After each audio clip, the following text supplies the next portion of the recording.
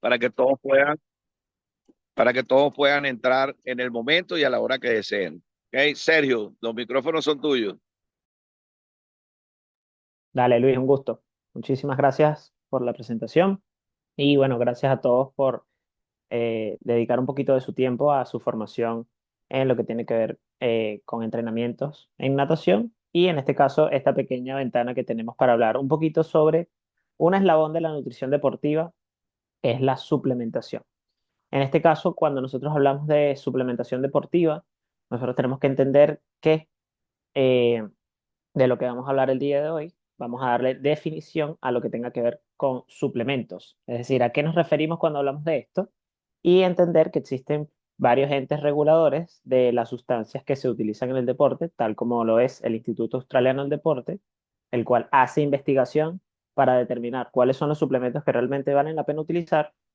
Y tenemos nuestro ente máximo, en este caso la Agencia Mundial Antidopaje, por nombrar algunas de estas instituciones.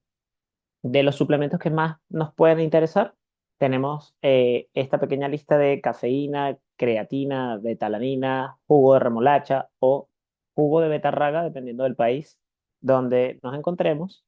Y también podemos tocar un poco sobre los activadores y las proteínas en polvo. Bien, no son los únicos suplementos que existen, no son los únicos suplementos que funcionan, pero desde el punto de vista de la natación y el tiempo que tenemos para dedicarle un poco el día de hoy, son los suplementos que vamos a profundizar.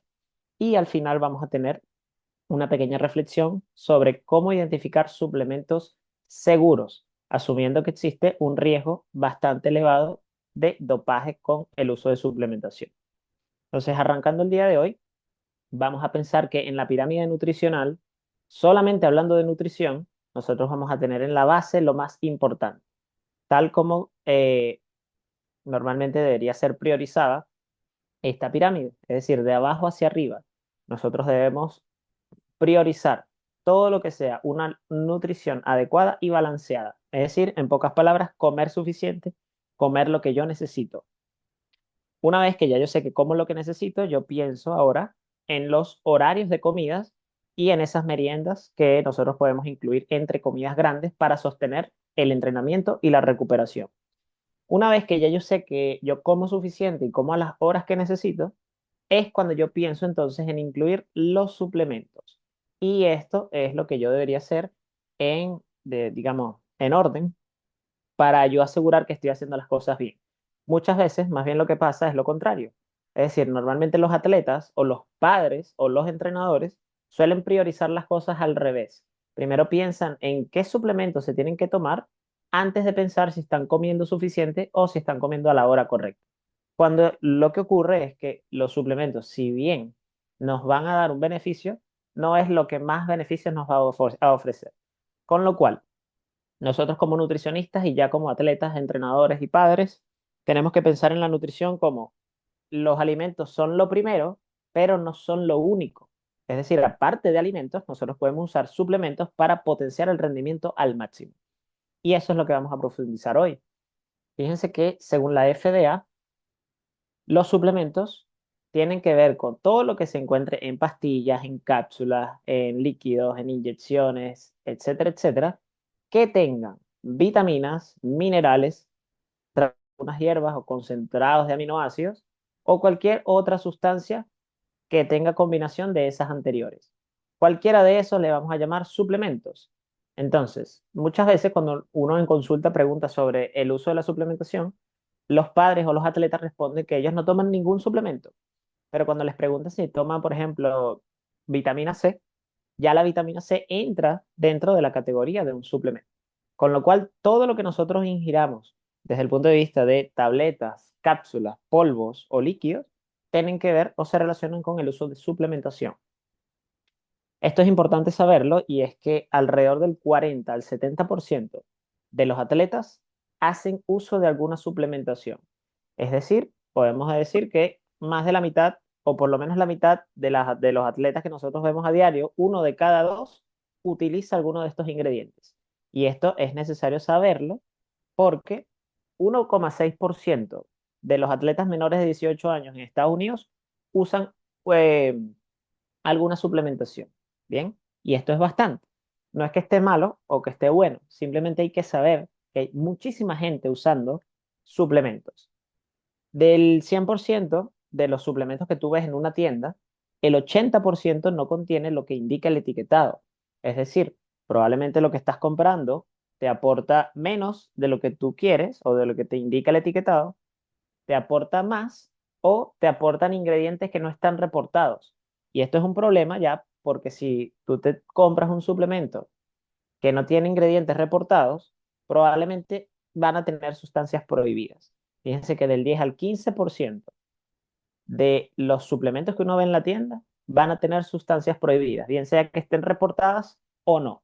Y esto es un problema porque ya sabemos que en el deporte el uso de las sustancias tiene que estar vigiladamente correcto porque pudiésemos caer en una infracción del juego limpio, de las reglas que tienen que ver con el dopaje. ¿Bien? Entonces, ¿cómo sé yo que estoy utilizando un suplemento seguro o por lo menos que vale la pena? Primero, cuando hablamos de suplementos, tenemos que saber que el Instituto Australiano del Deporte clasifica los suplementos en cuatro categorías. Es decir, todo lo que se encuentra en la categoría A son los suplementos que tienen evidencia suficiente y de que son seguros y de que funcionan en el deporte.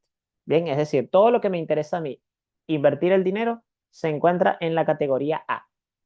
Ya vamos a ver en cada una de las categorías a cuáles suplementos nos estamos refiriendo. Luego tenemos suplementos de la categoría B. Todos los suplementos que entran en esta categoría quiere decir que tienen algo de evidencia de que pueden servir en el deporte, pero todavía falta investigación para saber cuál es la mejor dosis o por cuánto tiempo es mejor utilizarlo. Luego tenemos suplementos de la categoría C. Todo lo que se encuentra en esta categoría es lo que tiene mucha investigación de que no funciona en el deporte. Es decir, no vale la pena utilizarlo porque da igual si lo tomas o no. ¿Por qué? Porque no hay ningún cambio en parámetros de rendimiento. Es decir, todo lo que es pérdida de dinero se encuentra en el grupo C, por lo menos para mejorar el rendimiento físico. Y de último, perdón, tenemos la categoría D. Todo lo que se encuentra en la categoría D quiere decir que está prohibido. Es decir, riesgo de contaminación con sustancias prohibidas o directamente son sustancias que no se pueden utilizar en el deporte. Entonces, nosotros tenemos acceso a esta información a través de la página web del Instituto Australiano del Deporte. Es de libre acceso y todo el mundo puede revisar año a año cómo esto se va actualizando. Entonces, bien, categoría A, todos los suplementos que tienen evidencia muy fuerte, tal como lo dice aquí, evidencia muy fuerte de que se puede usar en contextos deportivos bajo protocolos basados en la evidencia. Es decir, yo puedo hablar de bebidas deportivas, la marca comercial de bebida deportiva que primero se te venga a la mente. Podemos usar geles deportivos, geles de carbohidratos comúnmente usados en el agua abiertas, por ejemplo. Tenemos, por ejemplo, suplementos de electrolitos que pueden venir en polvos, en pastillas. Tenemos suplementos de proteínas y suplementos que combinan varios ingredientes como eh, estos que combinan carbohidratos, grasas y proteínas. Cualquiera de estos en polvo, en barra o en líquido puede funcionar como un suplemento deportivo y es totalmente válido. Luego tenemos suplementos médicos que se utilizan en contextos muy puntuales. Por ejemplo, yo puedo suplementar con hierro antes de una preparación en altura, por ejemplo, para corregir alguna deficiencia previa o llegar mejor preparado a la preparación en altura nuevamente. Podemos suplementar con calcio, multivitamínicos, probióticos, vitamina D y zinc. Esto es particularmente importante para mantener la salud desde el punto de vista respiratorio. Normalmente las personas que, normalmente las personas que cursan con gripes, con resfriados, con alergias, por lo menos en el invierno o en momentos donde hay mucho frío, utilizar suplementación de vitamina D y zinc te va a mantener sano. ¿Bien? Con lo cual, déjame un momento, ya va. ¿Se oye? Sí, sí se oye, pero hay personas que tienen el micrófono encendido. Entonces, sí, sí podemos corregirlo mientras tanto y le vamos dando continuación. Entonces, como les decía, la vitamina D y el zinc pueden funcionar como suplementos para corregir alguna deficiencia y mantenernos en un correcto estado de salud. Y de último, vamos a tener los suplementos que nos interesan más el día de hoy. Y son aquellos que nos van a mejorar el rendimiento de forma directa. bien sean porque nos aumenten la fuerza, nos aumenten la percepción de la fatiga o el cansancio, nos ayude a utilizar el oxígeno de mejor forma para producir energía, etcétera, etcétera. Es decir, cuando yo consumo, por ejemplo, cafeína, beta-alanina, jugo de remolacha, bicarbonato de sodio, creatina, por ejemplo, yo voy a ver un cambio bastante importante en el rendimiento que puede ser evidentemente beneficioso dependiendo del deporte que estemos hablando. En el caso de la natación, nosotros tenemos una receta principal que tiene que ver con cafeína, betalanina, jugo de remolacha y la creatina. Esos serían como que los cuatro suplementos principales que desde el punto de vista de rendimiento físico el nadador puede sacar provecho. Y esos son los que vamos a profundizar el día de hoy. Tenemos categoría B, todos los suplementos que tienen algo de evidencia, es decir, evidencia emergente, que puede apoyar su uso dentro del deporte. Sin embargo, todavía falta investigación o cuerpo de evidencia para nosotros saber cuál es la mejor dosis o por cuánto tiempo es necesario utilizar estos suplementos.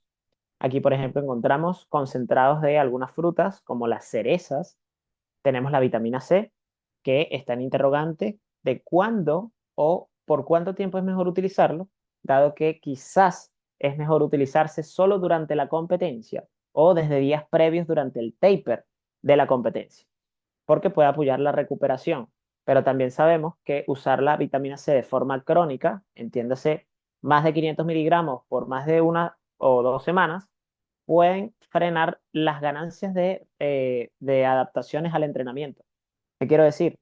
Cuando uno entrena, uno lo que quiere es mejorar progresivamente su rendimiento, ¿bien? Tal como lo vemos en esta línea.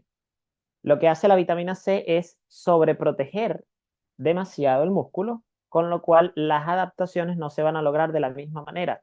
Entonces, a lo mejor o menos de lo que debería al cabo de un periodo de entrenamiento. Por eso la vitamina C probablemente no es necesario usarlo de forma crónica y de forma diaria, sino solamente cuando la recuperación es la prioridad. Entiéndase, la competencia. Tenemos, por ejemplo, el jugo de pepinillos para aliviar los calambres, tenemos la menta para aliviar el calor. Normalmente con los nadadores que hemos trabajado hemos usado la menta en competencias donde el calor es importante. Puede ser Barquisimeto, Yaracuy o aguas abiertas. Cuando usamos la menta de diferentes fuentes, bien sean chicles, caramelos o geles, nosotros podemos frenar la percepción del calor, con lo cual los nadadores pueden nadar, por ejemplo, un 1500, un 400 combinado en una piscina calurosa sin ver los efectos negativos del calor. Sin embargo, también es necesario saber que dependiendo de la fuente con la cual yo uso la menta, chicle, geles o caramelos, voy a tener una percepción distinta, es decir, un efecto diferente. Entonces todavía esto está en investigación. Sin embargo, de forma empírica, las personas pueden ir haciendo uso de esto como para irle sacando provecho. Y así sucesivamente. Luego tenemos categoría C. La categoría C es justo lo que no vale la pena utilizar para mejorar el rendimiento porque no va a cambiar absolutamente nada. Entonces quizás algunas personas puedan leer, ah, mira, pero aquí dice magnesio y yo tomo magnesio, a mí me va buenísimo. Lo que ocurre con el magnesio es que el magnesio está corrigiendo un déficit. Normalmente las personas que comen pocos vegetales verdes oscuros, pocas ensaladas, pocos vegetales o pocos frutos secos, son personas que van a tender a tener el magnesio en poca cantidad en su cuerpo.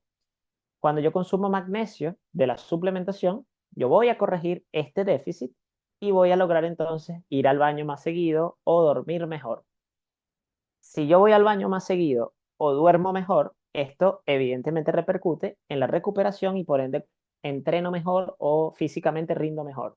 Pero no porque el magnesio te mejoró el rendimiento, sino porque corregiste un déficit que hizo que ya tus funciones vitales funcionaran, valga la redundancia, de forma correcta. Pero no quiere decir que una persona sana use magnesio y va a mejorar su rendimiento físico. Con lo cual, es un suplemento que en personas que están comiendo bien no tiene ningún tipo de efecto. Ahora, en personas que incluyen vegetales verdes oscuros, digamos espinaca, por ejemplo, y frutos secos, pueden ser maní, almendras o nueces, de forma más o menos regular en la semana, entiéndase 3 a 4 veces por semana, son personas que van a ir al baño correctamente y van a dormir correctamente y no van a necesitar ningún suplemento de magnesio. Por otro lado, tenemos los BCAA, entiéndase en español, aminoácidos ramificados. Los aminoácidos ramificados son sustancias, son unas biomoléculas que se asocian con mejor recuperación cuando se hacen los estudios científicos. Sin embargo, se ha visto que cuando uno suplementa los aminoácidos ramificados de forma aislada, no hay ningún tipo de cambio al rendimiento cuando ya la persona consume suficientes proteínas de su alimentación. Entonces, fíjense que ya el hecho de tú comer suficiente hace que sea innecesario utilizar suplementos de esta lista. Bien, perfecto. Y llegamos a la categoría D. Brevemente vamos a mencionarlos. Son sustancias que tienen alto riesgo de contaminación o directamente ya están prohibidas por la Agencia Mundial Antidoping. Esto quiere decir que si yo, por ejemplo, pienso en la raíz de maca es un suplemento que se puede comercializar de forma naturista, digamos, con algunos beneficios a la salud. Pero en el caso de atletas, podemos tener un alto riesgo de contaminación con testosterona, por ejemplo. Y la testosterona ya directamente está prohibida en el deporte.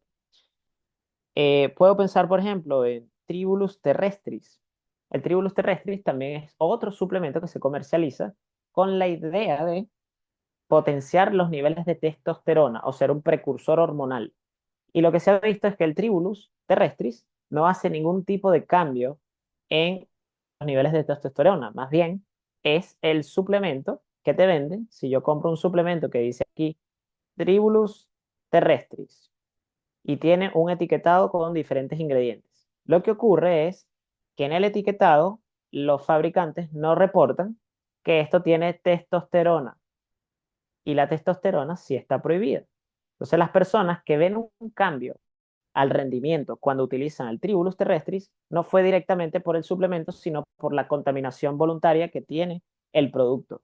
Aquí no te estás enterando. Entonces muchas personas suelen reportar que el suplemento les hizo efecto, pero realmente lo que se ha visto es no es eso lo que hace el efecto, sino el contaminante que tiene dentro del producto.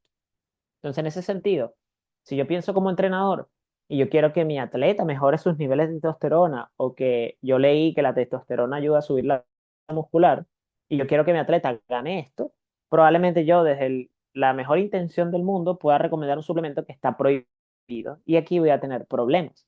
Porque cuando pensamos en ejemplos directamente de la vida real, vamos a ver que hay suplementos que están prohibidos y los estamos recomendando sin darnos cuenta. Por ejemplo, la Agencia Mundial Antidoping clasifica los suplementos en tres categorías. Esas tres categorías son prohibidas todo el tiempo, es decir, que si yo consumo una de estas sustancias y me hacen una prueba antidoping, yo voy a aparecer positivo aunque yo esté dentro de la competencia o fuera de un periodo de competencia. Quiere decir que los 365 días del año, las sustancias que se encuentran en esta lista están prohibidas.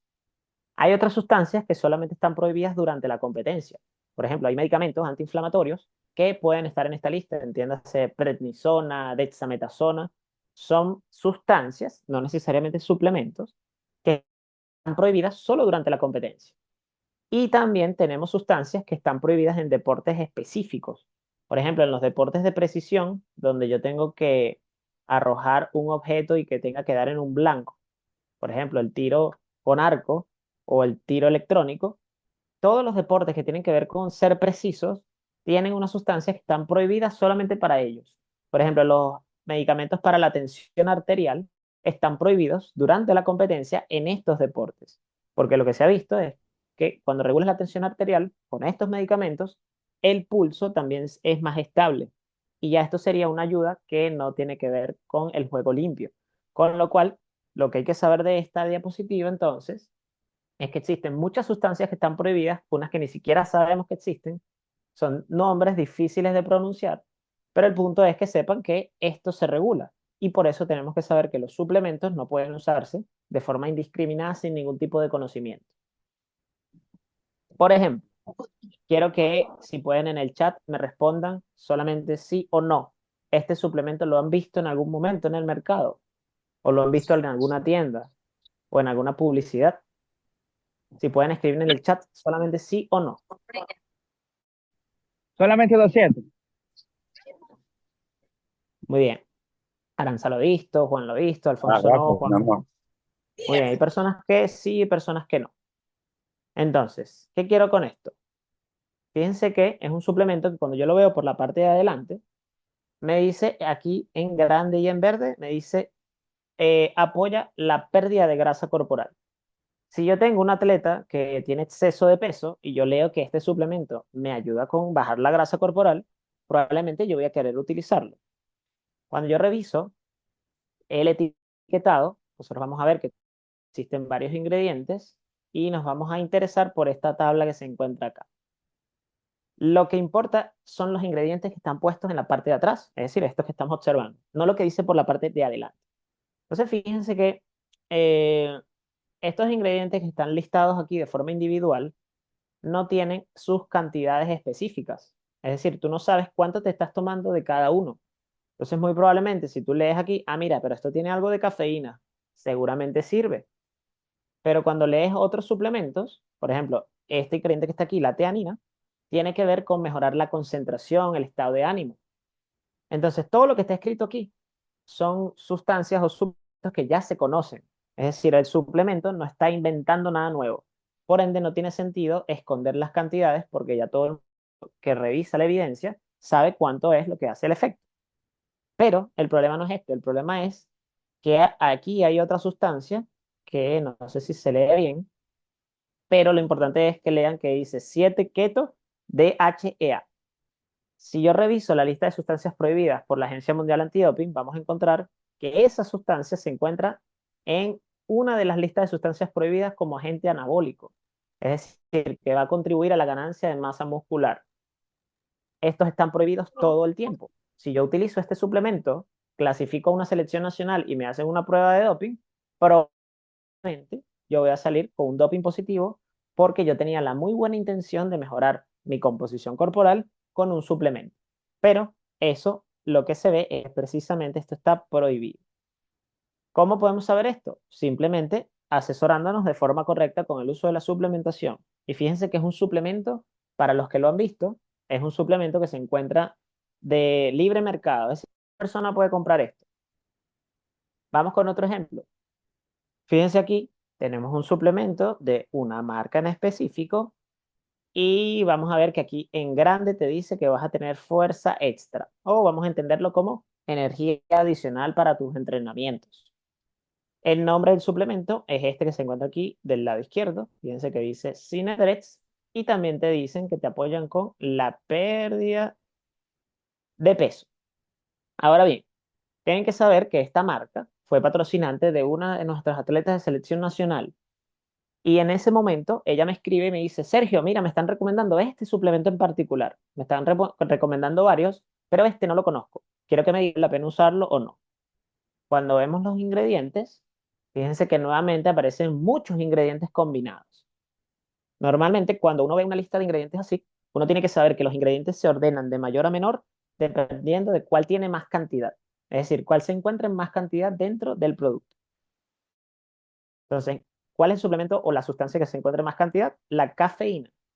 Es decir, la cafeína ya ha aparecido en varias y lo que quiere decir es que la cafeína es el que realmente funciona o el que te hace sentirte a ti con mayor energía. El resto de los ingredientes suelen ser de relleno.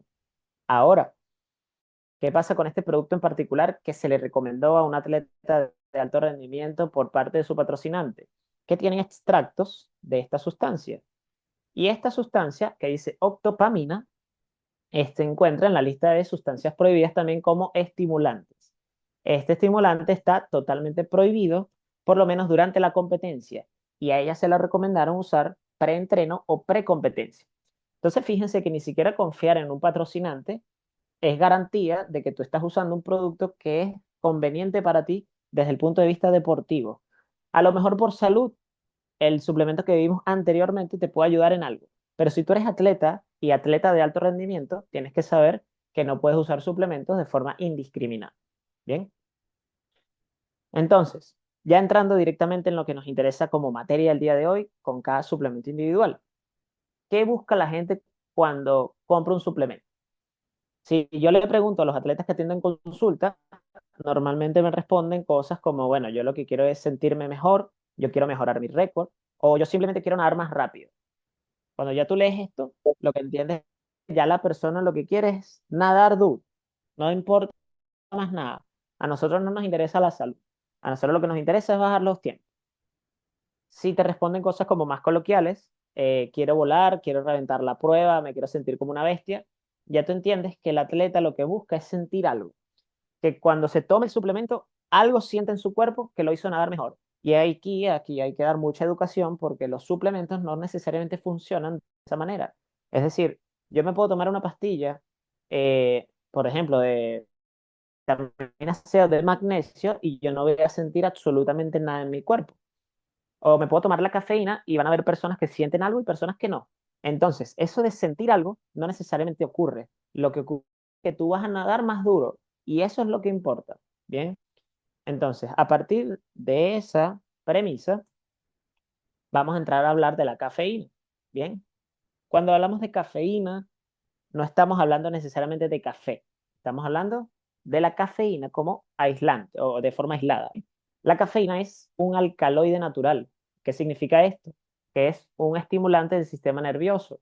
Vas a sentirte más alerta o más concentrado cuando utilizas la cafeína como suplemento.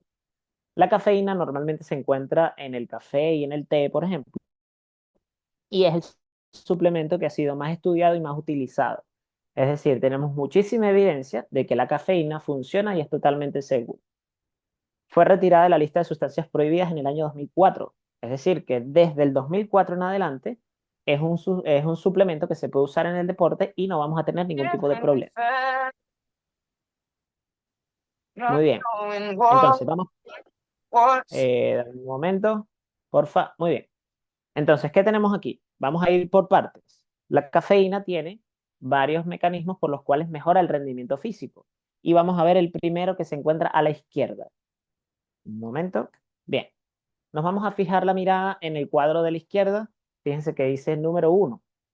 Aquí lo que hay que ver es que este es el mecanismo por el cual la cafeína mejora el rendimiento en la mayoría de los casos. Es decir, es el mecanismo principal.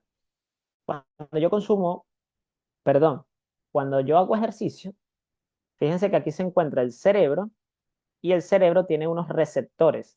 Imagínense unos receptores como unos switches que se pueden encender o se pueden apagar. Cuando yo hago ejercicio, mi cuerpo va a producir una sustancia que se llama adenosina.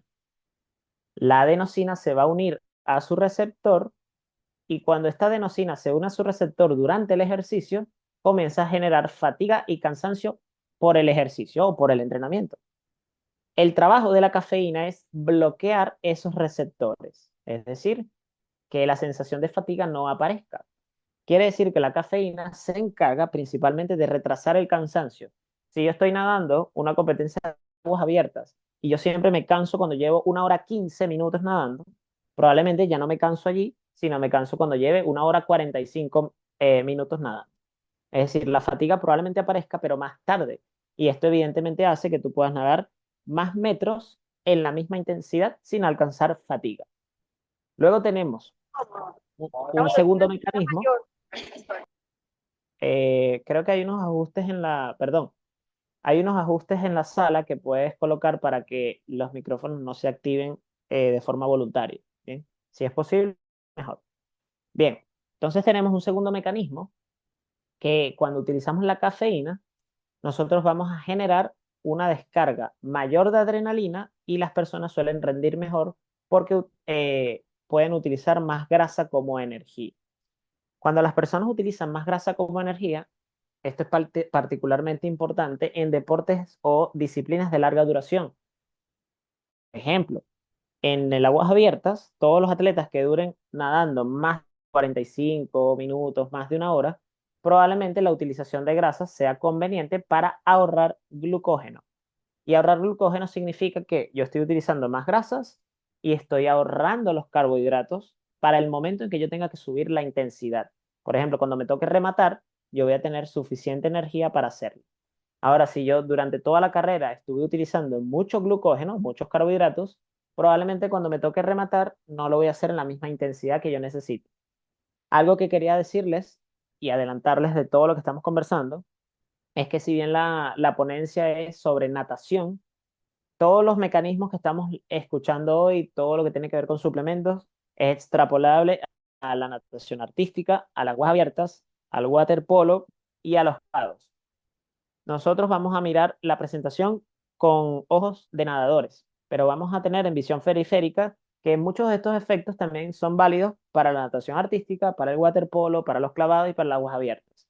En ese sentido, sean libres de hacer la pregunta que ustedes deseen en función del deporte que ustedes practican.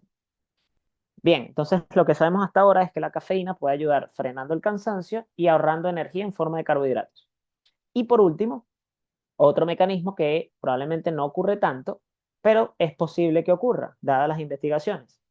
Lo que hace la cafeína también al consumirla es que aumenta la cantidad de calcio disponible para la contracción muscular.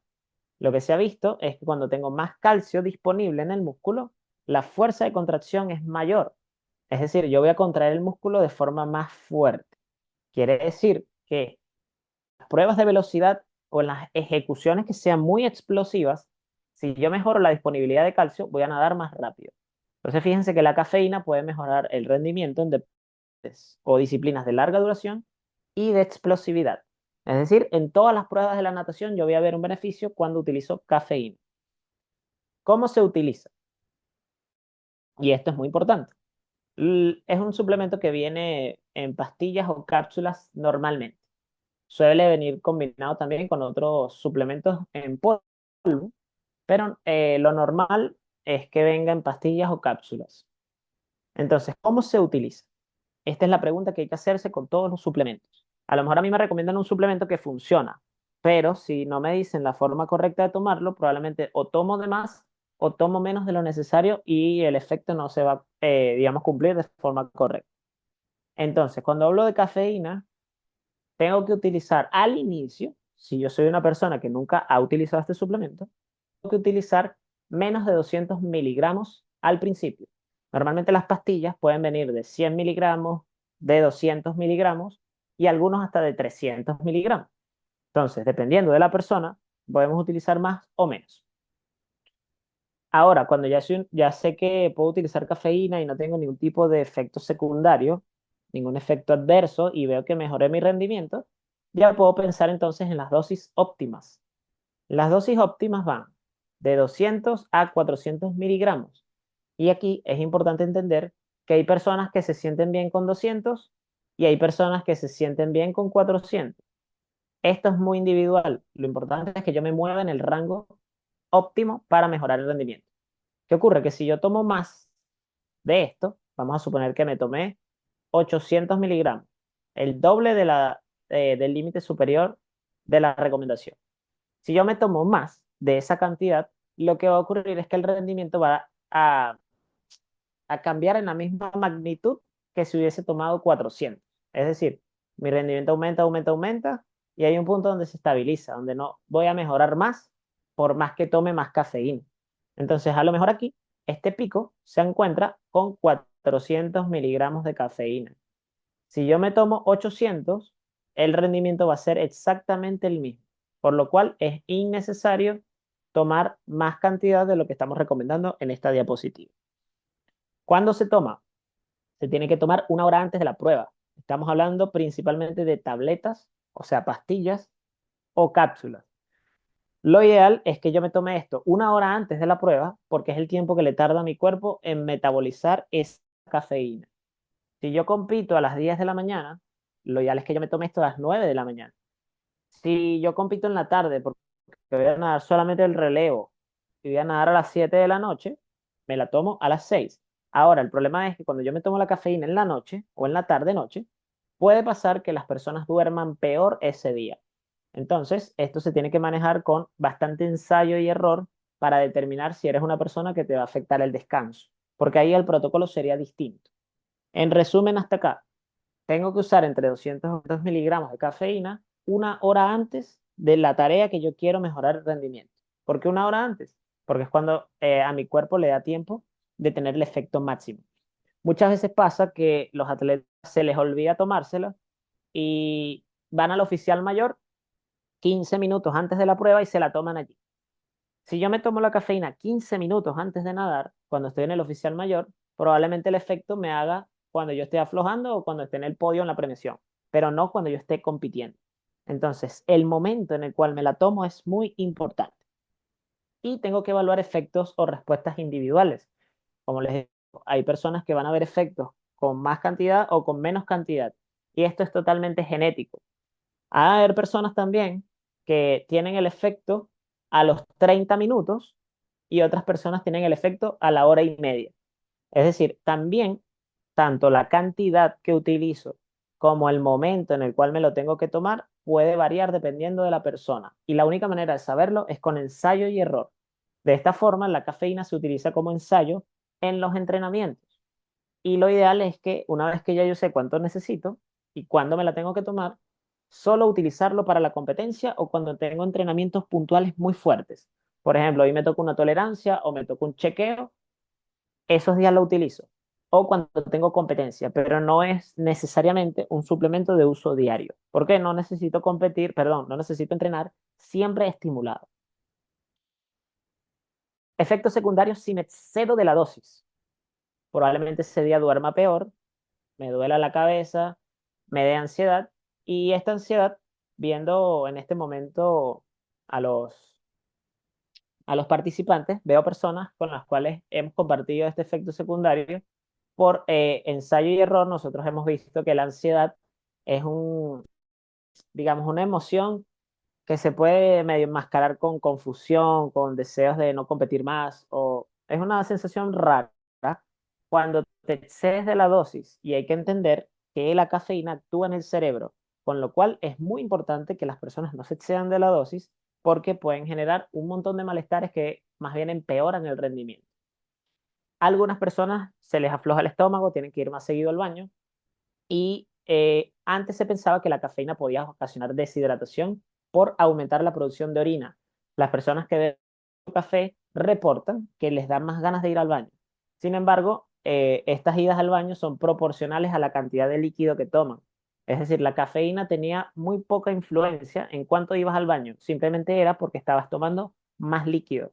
Y al tú ingerir más líquido, vas más veces al baño. Lo cual no ocasiona deshidratación. El Comité Olímpico Internacional y la NCAA, en este caso organización universitaria, tienen un límite de cafeína excretada en orina. Es decir, si bien el suplemento no está prohibido, existen normas para decir, mira, a partir de tal cantidad probablemente es peligroso lo que estás haciendo. Entonces, dependiendo del ente que estemos hablando, Comité Olímpico Internacional encuentran máximo o buscan máximo 12 microgramos de cafeína en sangre. Y la NCAA máximo 15 microgramos de cafeína en sangre, no, perdón, en orina. Si estas personas que te hacen la prueba encuentran estos valores en orina de cafeína, vas a tener una sanción. Bien, una sanción que no tiene que ver con dopaje, pero sí con haber atentado contra tu salud. La única manera de llegar a esos valores en orina es que las personas utilicen alrededor de 1 gramo. Bien, 1 gramo, entiéndase 1000 miligramos. Es decir, que yo me tome 5 veces la dosis o 3 veces la dosis máxima. 5 veces la dosis mínima, 3 veces la dosis máxima. Hay otra manera de evaluar cuánta cafeína me puedo tomar, y es individualizándolo por kilogramo de peso de la persona. Es decir, yo voy a multiplicar mi peso por 3 y por 6. Y ahí yo voy a tener mi rango de miligramos que yo puedo usar para mejorar el rendimiento. Si yo peso 80 kilos, yo voy a tener entonces, multiplicando 80 por 3, yo tengo 240 miligramos, y el rango, o perdón, el límite superior sería el doble de esto, es decir, 480 miligramos para una persona de 80 kilos. Ahora, si yo peso 50 kilos, mi rango es 150 a 300. Entonces, dependiendo de la persona, yo también puedo individualizar las dosis por el peso de la persona. En resumen, la cafeína funciona, sé que tengo que usar una cantidad muy específica y sé también que tengo que usarlo en un momento específico para que me dé el efecto que yo quiero. Bien, suplemento totalmente seguro y efectivo al rendimiento. Pasamos al segundo, la creatina. Probablemente mucha gente lo haya escuchado e inclusive lo haya utilizado o recomendado a otra persona. Entonces, ¿qué es la creatina? La creatina es una sustancia que se produce principalmente en el riñón, y la otra parte se produce en el hígado. Cuando ya hay una sustancia que nuestro cuerpo produce, es muy difícil que nosotros veamos una toxicidad o un efecto adverso cuando la consumimos. Con lo cual ya por ahí podemos pensar que la creatina es un suplemento seguro. Aparte de toda la creatina que nosotros estamos produciendo, también hay una creatina que estamos consumiendo de la alimentación y la suplementación, que es lo que vamos a ver el día de hoy. Entonces, al combinar la creatina que produzco con la que consumo de la comida o la suplementación, yo voy a saber que alrededor del 90% de toda esa creatina que produzco y consumo se almacena en el tejido muscular. Y allí es donde me interesa su efecto. Fíjense que la cafeína era principalmente en el cerebro y en el caso de la creatina es principalmente en el músculo, donde va a ser el efecto que yo voy a explicar en este momento. Y bueno, las personas que consumen normalmente carne, pescado o suplementación tienen niveles bastante aceptables de creatina en su cuerpo. ¿Qué quiere decir esto? Que una persona que precisamente omita la carne y omita el pescado de su alimentación son personas que tienen menos creatina en su cuerpo. Por ejemplo, personas veganas, personas vegetarianas, son personas que tienen menos creatina en su cuerpo y probablemente al suplementarla ven un efecto más grande o un cambio más drástico en el beneficio que ellos deseen. Entonces, fíjense aquí, ¿para qué sirve la creatina? Voy a poner ejemplos de la natación artística, ejemplos del waterpolo, ejemplos del aguas abiertas. La creatina es un suplemento o perdón, es una sustancia que en la gráfica representa la línea azul. Fíjense que la línea azul tiene un pico bastante agresivo al inicio de una actividad, bien sea que dure menos de 30 segundos. Todo lo que dure menos de 30 segundos está utilizando creatina como combustible y normalmente en ejecuciones que se acercan al 100% de mi capacidad. Por ejemplo, si yo voy a nadar 1500 metros, yo no voy a salir al inicio de la prueba al 100% de mi intensidad. Yo puedo arrancar entre un 75 un 85% de mi capacidad máxima. Ahora, cuando yo voy a nadar un 50 libre, o está empezando o la rutina de una natación artística en las cuales yo tengo que hacer una acrobacia, esa ejecución que en tiempo no dura nada, está utilizando creatina como combustible. Si yo soy jugador de waterpolo, yo tengo que lanzar el balón o tengo que pegar un sprint para un contrajuego nadando, esa ejecución está utilizando creatina como combustible. Si yo estoy nadando aguas abiertas y tengo que subir el ritmo porque estoy llegando a la boya y quiero entrar primero, esa subida de intensidad también utiliza creatina como combustible. Es decir, en casi todos los deportes acuáticos yo voy a ver un beneficio con esto. ¿Qué significa? Que cuando yo utilizo creatina, yo tengo que saber entonces, o entender de aquí en adelante, que es la fuente principal de energía para todos los eventos de alta intensidad y contracciones musculares de corta duración. Es decir, todo lo que sea explosivo. Si aquí le preguntamos a las entrenadoras de natación artística a qué velocidad hacen la patada de batidora durante una rutina o durante un entrenamiento, probablemente la patada de batidora se esté haciendo a la máxima velocidad posible. Durante tú en esa ejecución, tú estás utilizando muchísima creatina como combustible. Si es una rutina larga, más de 1 minuto y medio, más de 2 minutos, probablemente al final, en los últimos minutos de esa ejecución, tú empieces a sentir los efectos de la fatiga y el cansancio. La fatiga puede venir de varias fuentes, pero si yo utilizo creatina como combustible, probablemente la fatiga por quedarme sin energía o por no tener combustible, la voy a atenuar. Si yo soy un jugador de waterpolo y es un partido intenso, hay más de 5 goles, es una semifinal o es una final, todo lo que sea intenso me va a gastar energía, con lo cual en ese deporte también voy a ver un beneficio. Si yo estoy en unas aguas abiertas y me estoy jugando la clasificación a unos Juegos Olímpicos y yo estoy peleando en el primer pelotón, esa ejecución, o perdón, durante toda la prueba yo voy a estar moviéndome de forma intensa, pero cuando toquen los momentos precisos de yo subir el ritmo para rematar, eso es lo que yo voy a utilizar como energía. Entonces, casi todos los deportes también van a ver un beneficio con este suplemento. ¿Cómo se utiliza? Es un suplemento que normalmente viene en polvo y en cápsulas, pero en polvo es más fácil cubrir la dosis. Nos vamos a quedar con el protocolo que aparece del lado derecho. Vamos a utilizar 5 gramos de creatina por 30 días. A partir del día 31, ya yo lo que necesito es lograr un mantenimiento de esos niveles de creatina que yo acabo de suplementar. Por ende, la dosis de mantenimiento siguen siendo los mismos 5 gramos diarios. Es decir, yo empiezo desde el día 30, perdón, desde el día 1 a subir los niveles de creatina en mi músculo y en el día 30 ya esos niveles se saturan. Para yo mantener esos niveles de creatina saturados, lo que necesito es mantener la misma dosis de 5 gramos diarios. Bien, entonces por lo menos 30 días. No es que 30 días y ya, sino que es por lo menos 30 días que a mi cuerpo le va a tomar llegar a los efectos máximos. En la natación o cualquier deporte de índole acuático, vamos a mejorar la fuerza y vamos a mejorar la potencia. Cuando hablo de potencia, esto es lo que particularmente hace que los atletas ganen la prueba o que les vaya bien en un deporte. ¿Por qué la potencia? La potencia es la velocidad con la cual tú generas esa fuerza. Si yo voy a nadar 50 metros libres y todas las brazadas yo las hago lento, probablemente mi fuerza es la misma que otro nadador. Pero si yo me muevo lento, yo no llego rápido al otro lado. En la natación artística, a lo mejor yo soy fuerte para levantar mi peso en una sentadilla fuera del agua. Pero si yo en la acrobacia que tengo que hacer dentro del agua tengo que saltar, es decir, no solamente una sentadilla, sino que de paso tengo que elevarme más distancia de la base en la que yo necesito hacerlo de forma explosiva. Entonces, probablemente las acrobacias en la natación artística también salgan mejor en estas ejecuciones.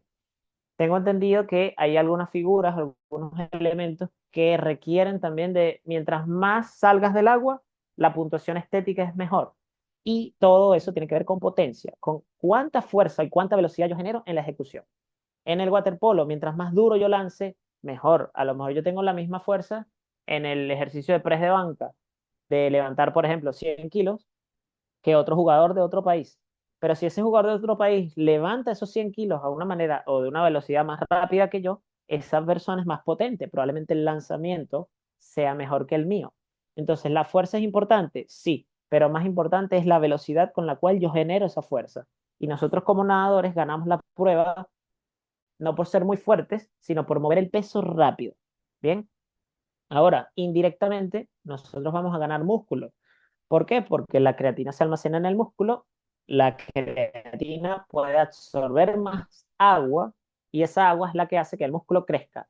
Adicionalmente, esa agua que entra al músculo también, digamos, genera ciertas señalizaciones dentro del tejido que hace que también las ganancias de masa muscular sean mejores. Y por último, hablamos de que el rendimiento de los sprints también mejora. Bien, siguiente. En deportes, o perdón, en disciplinas de larga duración, ya no hablamos de velocidad, sino, o del velocista, sino del fondista, vamos a ver que el atleta va a producir menos lactato para una carga de trabajo.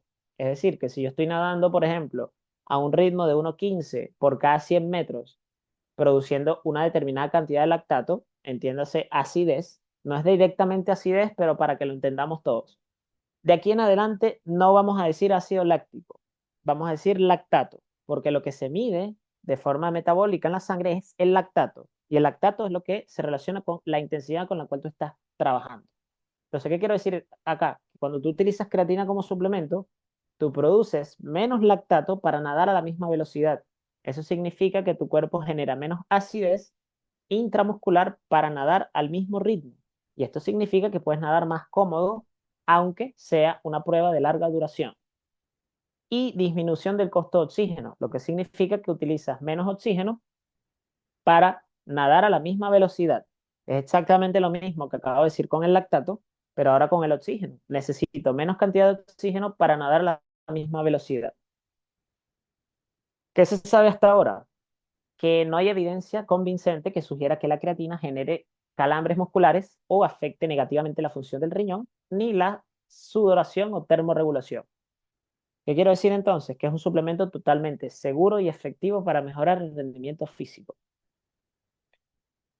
El año 2021 apareció una revisión donde se evaluaba la suplementación de creatina para la salud y para enfermedades clínicas. Es decir, era una revisión de muchas investigaciones que evaluaban la creatina en contextos que no tenían que ver con rendir físicamente mejor, sino mejoras de la salud, progresión de ciertas enfermedades, prevención de ciertas enfermedades. Por ejemplo, personas que sufren o que tienen antecedentes familiares de Alzheimer, Parkinson, enfermedades neurodegenerativas podían prevenir la enfermedad con el uso de creatina como suplemento. Y esto no tenía nada que ver con nadar más duro. Es decir, el entrenamiento no es el criterio para yo decir si uso creatina o no la uso, porque actualmente se sabe que hay efectos más allá que tienen que ver con la salud. Por ende, es un suplemento más que seguro y que tiene efectos bastante prometedores para casi todas las poblaciones. Entiéndase, infantes, mujeres embarazadas, ancianos, adultos y atletas, obviamente. Muy bien, llegamos al tercer suplemento y estamos ahora con la beta-alanina. ¿Qué sabemos hasta ahora? Lo que sabemos hasta ahora es que la cafeína funciona, que la creatina funciona, cada uno para un efecto distinto. Y ahora entramos a la beta-alanina. Probablemente lo hemos escuchado menos, pero es un suplemento que se sigue utilizando o que se está utilizando cada vez más para mejorar el rendimiento. Entonces, ¿para qué funciona? La betalanina es un aminoácido, pero que no contribuye necesariamente a formar proteínas. Ya vamos a ver igual más adelante que las proteínas son ensamblajes de muchos aminoácidos. Imagínense una pared de ladrillos, esa pared de ladrillos tiene muchos ladrillitos que vamos a llamar aminoácidos. Sin embargo, este aminoácido del que estamos hablando no contribuye a la formación de proteínas, sino a otras funciones. ¿Bien? Entonces, ¿qué ocurre con la betalanina? Que es un aminoácido precursor de otra sustancia. Es decir, lo que me interesa a mí que haga el efecto es este que está aquí. Esta sustancia que vamos a llamar carnosina es lo que se produce en nuestro cuerpo cuando utilizamos betalanina como suplemento. Se produce normalmente en el hígado, es decir, ya es una sustancia que nuestro cuerpo produce, por ende es muy difícil que veamos algún efecto tóxico o adverso cuando lo usamos. Yo no uso lentes. Y a ver aquí algo. No usan lentes permanentes. Por favor, Dan, apaga el micrófono que hace interrupciones con la charla. Gracias. Estoy revisando aquí a ver si podemos arreglar eso. Dame un momento.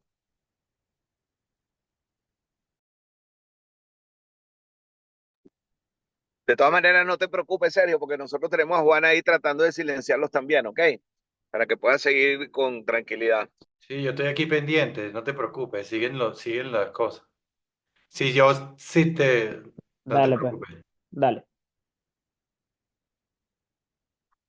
Listo. Entonces, retomando, la betalanina es un suplemento perdón, es una sustancia que ya nosotros producimos y eso nos dice entonces que difícilmente nuestro cuerpo va a reaccionar negativamente frente a eso. Normalmente las personas que consumen carne, aves, entiéndase pollo, por ejemplo, o suplementos, también tienen mayores niveles de betalanina en su cuerpo. Ahora bien, ¿para qué sirve esto? Si no lo hemos escuchado tanto. Imagínense este músculo de color rojo que ustedes ven allí, como ese músculo que ya está alcanzando cansancio y fatiga en los últimos metros de una prueba de natación. Por ejemplo, estoy nadando 200 metros mariposa y ya sé que cuando yo toco el 150, probablemente mi rendimiento en el último 50, en el último, sea el tiempo quizás uno de los más lentos, o por lo menos en la mayoría de las personas cuando están compitiendo. Y esto ocurre porque ya la persona está acumulando mucha fatiga en el tejido muscular.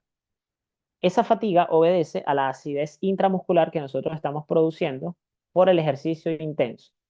Otro ejemplo, para las atletas de natación artística, ese momento en el cual tú sientes ardor y dolor en las piernas que están trabajando durante la rutina o durante el entrenamiento, ese ardor o ese tú empiezas a sentir donde ya no te elevas lo suficiente del agua o ya no llegas rápido a la posición que tienes que ocupar dentro de la coreografía, esa sensación obedece a la acidez que estás produciendo en tu musculatura y por ende los músculos ya no se están contrayendo de la misma manera. Entonces, nosotros pagamos un costo por producir energía de forma explosiva y es que nos vamos a llenar de ácido. Y van a haber personas que manejan esa acidez de mejor o peor manera. Entonces, fíjense, esas H's que ustedes ven dibujadas dentro del músculo se refieren a iones hidrógeno. No tenemos que ser expertos en bioquímica, pero simplemente entender que esos iones hidrógenos representan la acidez. El lactato, que hemos mencionado, se produce junto con esa acidez. Es decir, el lactato se produce junto a los iones hidrógeno.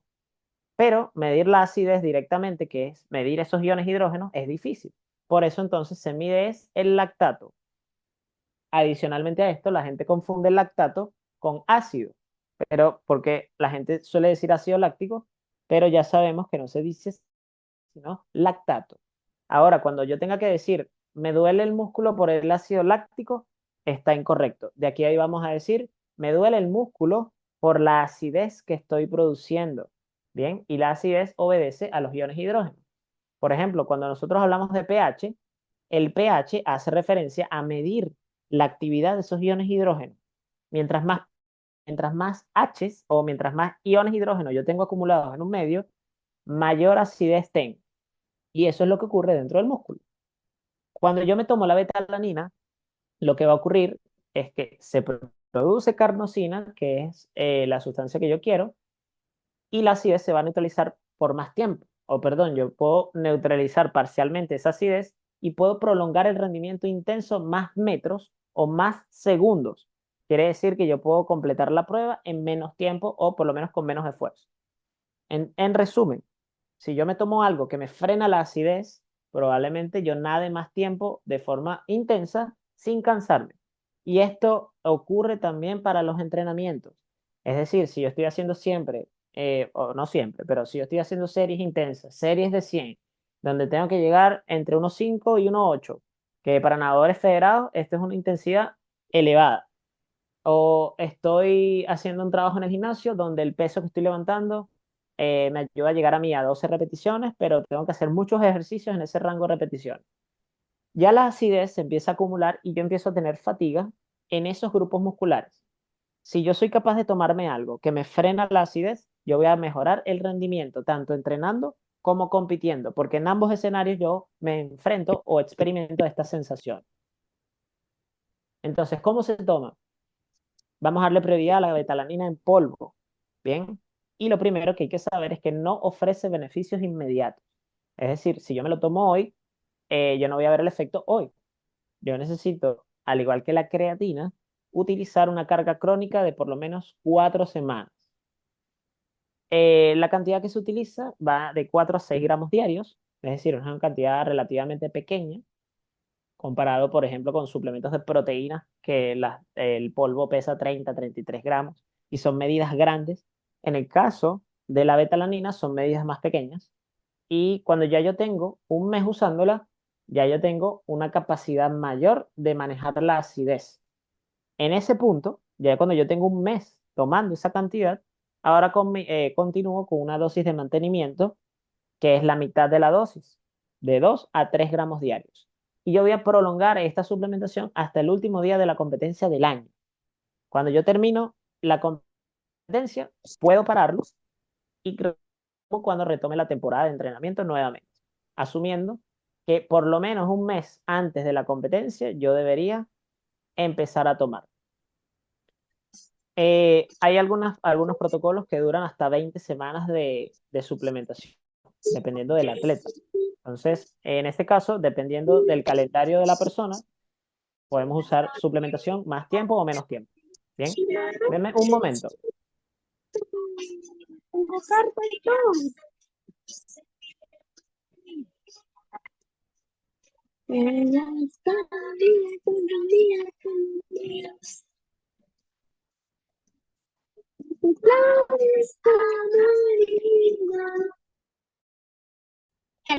Bueno, dice una flor amarilla, salta aquí la flor.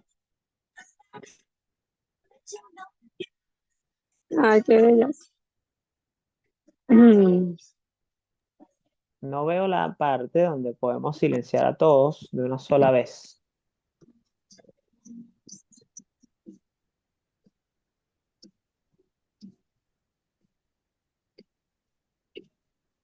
Claro, es que tengo que ser host. Una pregunta, Juan, ¿me puedes hacer host un momento?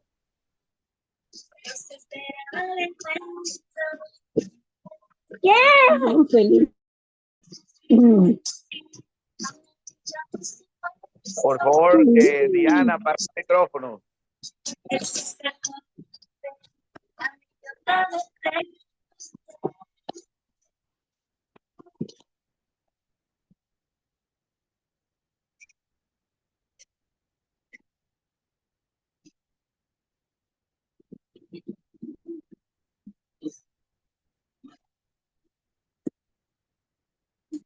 Para avance de la está haciendo bueno contra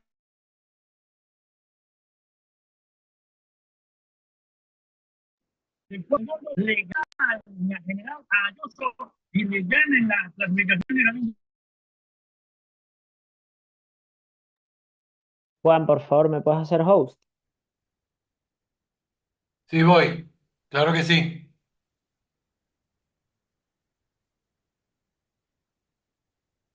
Dale, avísame.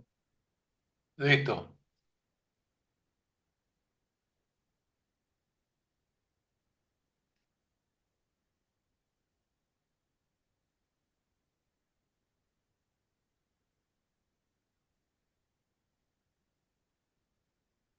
Listo, Sergio. Listo.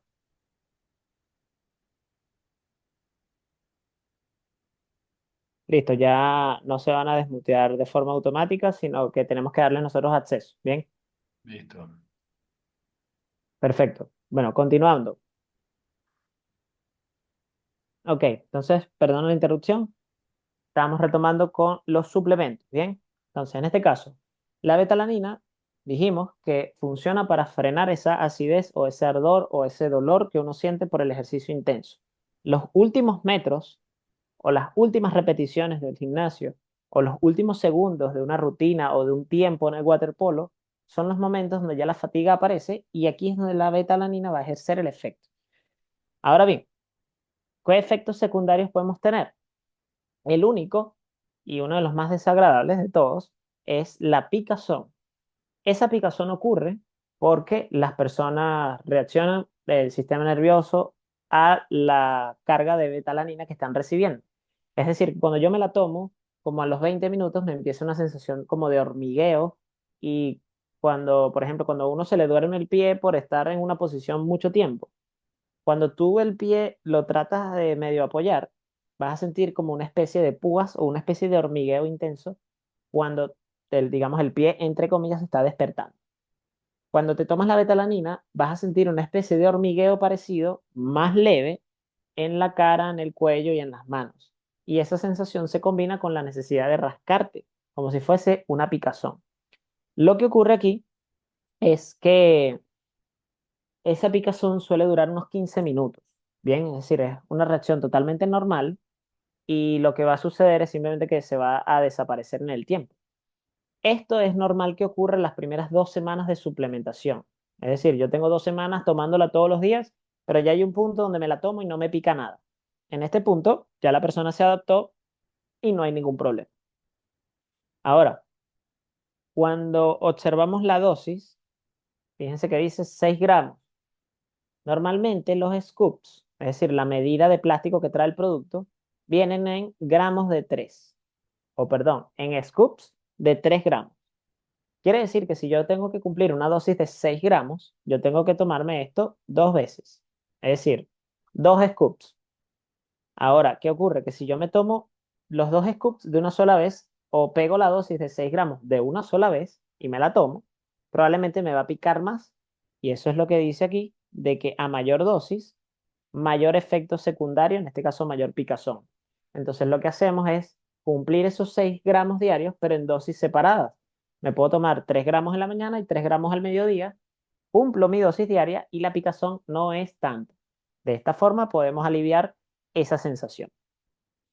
No existen datos actualmente de suplementación con betalanina que duren más de un año. Es decir, no sabemos después de un año si esta suplementación pierde el efecto o si es inseguro para la salud o si ocurre alguna interacción con algún otro suplemento. No lo sabemos, simplemente que lo que se recomienda es que por periodos de un año yo tome la betalanina y si no compito más dentro de los próximos 3 meses, puedo detenerla y retomarla luego, sin ningún problema. Bien, entonces de esa forma tenemos 3 suplementos ya cubiertos y vamos a llegar al cuarto suplemento. ¿Qué sabemos hasta ahora? La cafeína funciona para retrasar la fatiga, la betalanina neutraliza la acidez, la creatina me da más explosividad y venimos ahora con los nitratos. Los nitratos son moléculas que se encuentran en muchísima cantidad dentro de la remolacha. Por ende, vamos a hablar entonces del jugo remolacha. Fíjense ahí el jugo tan bonito que se ve, pero sabe diferente a cómo se ve. Nosotros vemos que cuando nosotros consumimos los nitratos van a producir en nuestro cuerpo óxido nítrico. Y el óxido nítrico es la sustancia que nosotros queremos que se produzca en nuestro cuerpo. Es decir, cuando yo me tomo el jugo de remolacha, lo que yo quiero que se produzca es óxido nítrico. El óxido nítrico cumple diversas funciones en nuestro cuerpo para mejorar el rendimiento. Los vegetales de hojas verdes como la espinaca, el celery y la remolacha son alimentos ricos en nitratos. Y lo que se ha visto es que, bueno, las personas que se toman los nitratos, que tienen el jugo de remolacha, van a ver una mayor producción de óxido nítrico en su cuerpo. Entonces, ¿cómo es que esto funciona? ¿Cómo es que si yo me tomo el jugo de remolacha voy a nadar más duro? Por lo siguiente, fíjense que aquí hay una fórmula que dice consumo de oxígeno. Y el consumo de oxígeno es una relación de cuánta sangre sale del corazón en un minuto y cuánto oxígeno utiliza el músculo en cada minuto también. Es decir, si nosotros vemos el dibujo, fíjense que se encuentra el corazón y se encuentra el músculo que está haciendo ejercicio. El único trabajo que tiene el corazón es bombear sangre para que le llegue oxígeno al músculo. ¿Bien? Es decir, el músculo va a necesitar de la sangre cierta cantidad de oxígeno para mantener las funciones que está realizando. Si yo subo la intensidad del ejercicio, yo voy a necesitar más oxígeno y por ende el corazón tiene que latir más veces. Cuando yo me tomo el jugo de remolacha, lo que va a ocurrir es que el músculo va a necesitar captar menos oxígeno para nadar a la misma velocidad. Es decir, me hago más eficiente para producir energía, por ende la cantidad de oxígeno que necesito es menor. Quiere decir que el corazón tiene que latir menos veces para tú nadar a la misma velocidad, porque estás utilizando menos oxígeno para la misma carga de trabajo. También ocurre que me hago más eficiente de forma energética, es decir, yo puedo utilizar también menos energía en forma de ATP para cada contracción muscular, lo que significa que mi cuerpo es más eficiente nadando porque utiliza menos energía para nadar a la misma velocidad también. Y por último, mejora el flujo sanguíneo. Esto por un efecto que vamos a llamar vasodilatación. El óxido nítrico, por ejemplo, en personas hipertensas, es uno de los mejores aliados para bajar la dosis del antihipertensivo, porque esa vasodilatación, que es simplemente aumentar el diámetro de las arterias, hace que la sangre fluya con mayor caudal o en mayor cantidad, ¿bien? Por unidad de tiempo. Entonces, ¿qué quiere decir esto? Que si yo utilizo el jugo de remolacha, yo voy a utilizar menos energía, menos oxígeno para recuperarme, perdón, para rendir físicamente, y esa mejora en la llegada de sangre por la vasodilatación también hace que la persona se recupere más rápido porque puede retirar todos los desechos, entre comillas, que se produjeron durante el ejercicio. Entonces es un suplemento, vamos a llamarle suplemento, que funciona para también la recuperación. Entonces, todas las personas responden igual. Es decir, si los 50 que estamos, las 49 personas que estamos escuchando esto, nos tomamos una dosis de jugo de remolacha, todos vamos a mejorar en la misma magnitud. Y lo que se ha visto es lo siguiente. Fíjense en esta gráfica, nosotros vamos a evaluar cada fila o cada, digamos, columna de esa gráfica como un estudio científico. Es decir, fíjense que hay estudios del 2011, 2012 y así sucesivamente hasta el año 2003. Cada uno de esos estudios evaluó atletas con el jugo de remolacha y evaluaron cuánto porcentaje cambiaban de su rendimiento, bien sea que mejoraron el 1%, el 2%, el 3% de su rendimiento inicial. Entonces, fíjense, por ejemplo, que hay personas o grupos de experimentación que mejoraron más que otros. Esos que vemos arriba fueron los atletas, o perdón, los atletas no, las personas que mejoraron más cuando se tomaron el jugo. Pero la característica de la población es importante. Esas personas que evaluaron en esos tres estudios eran personas sedentarias o personas que no estaban entrenadas, personas que no tenían una condición física óptima. las personas que estaban en esta condición mejoraron más del 2% e inclusive hasta el 3% de su rendimiento inicial, que es bastante.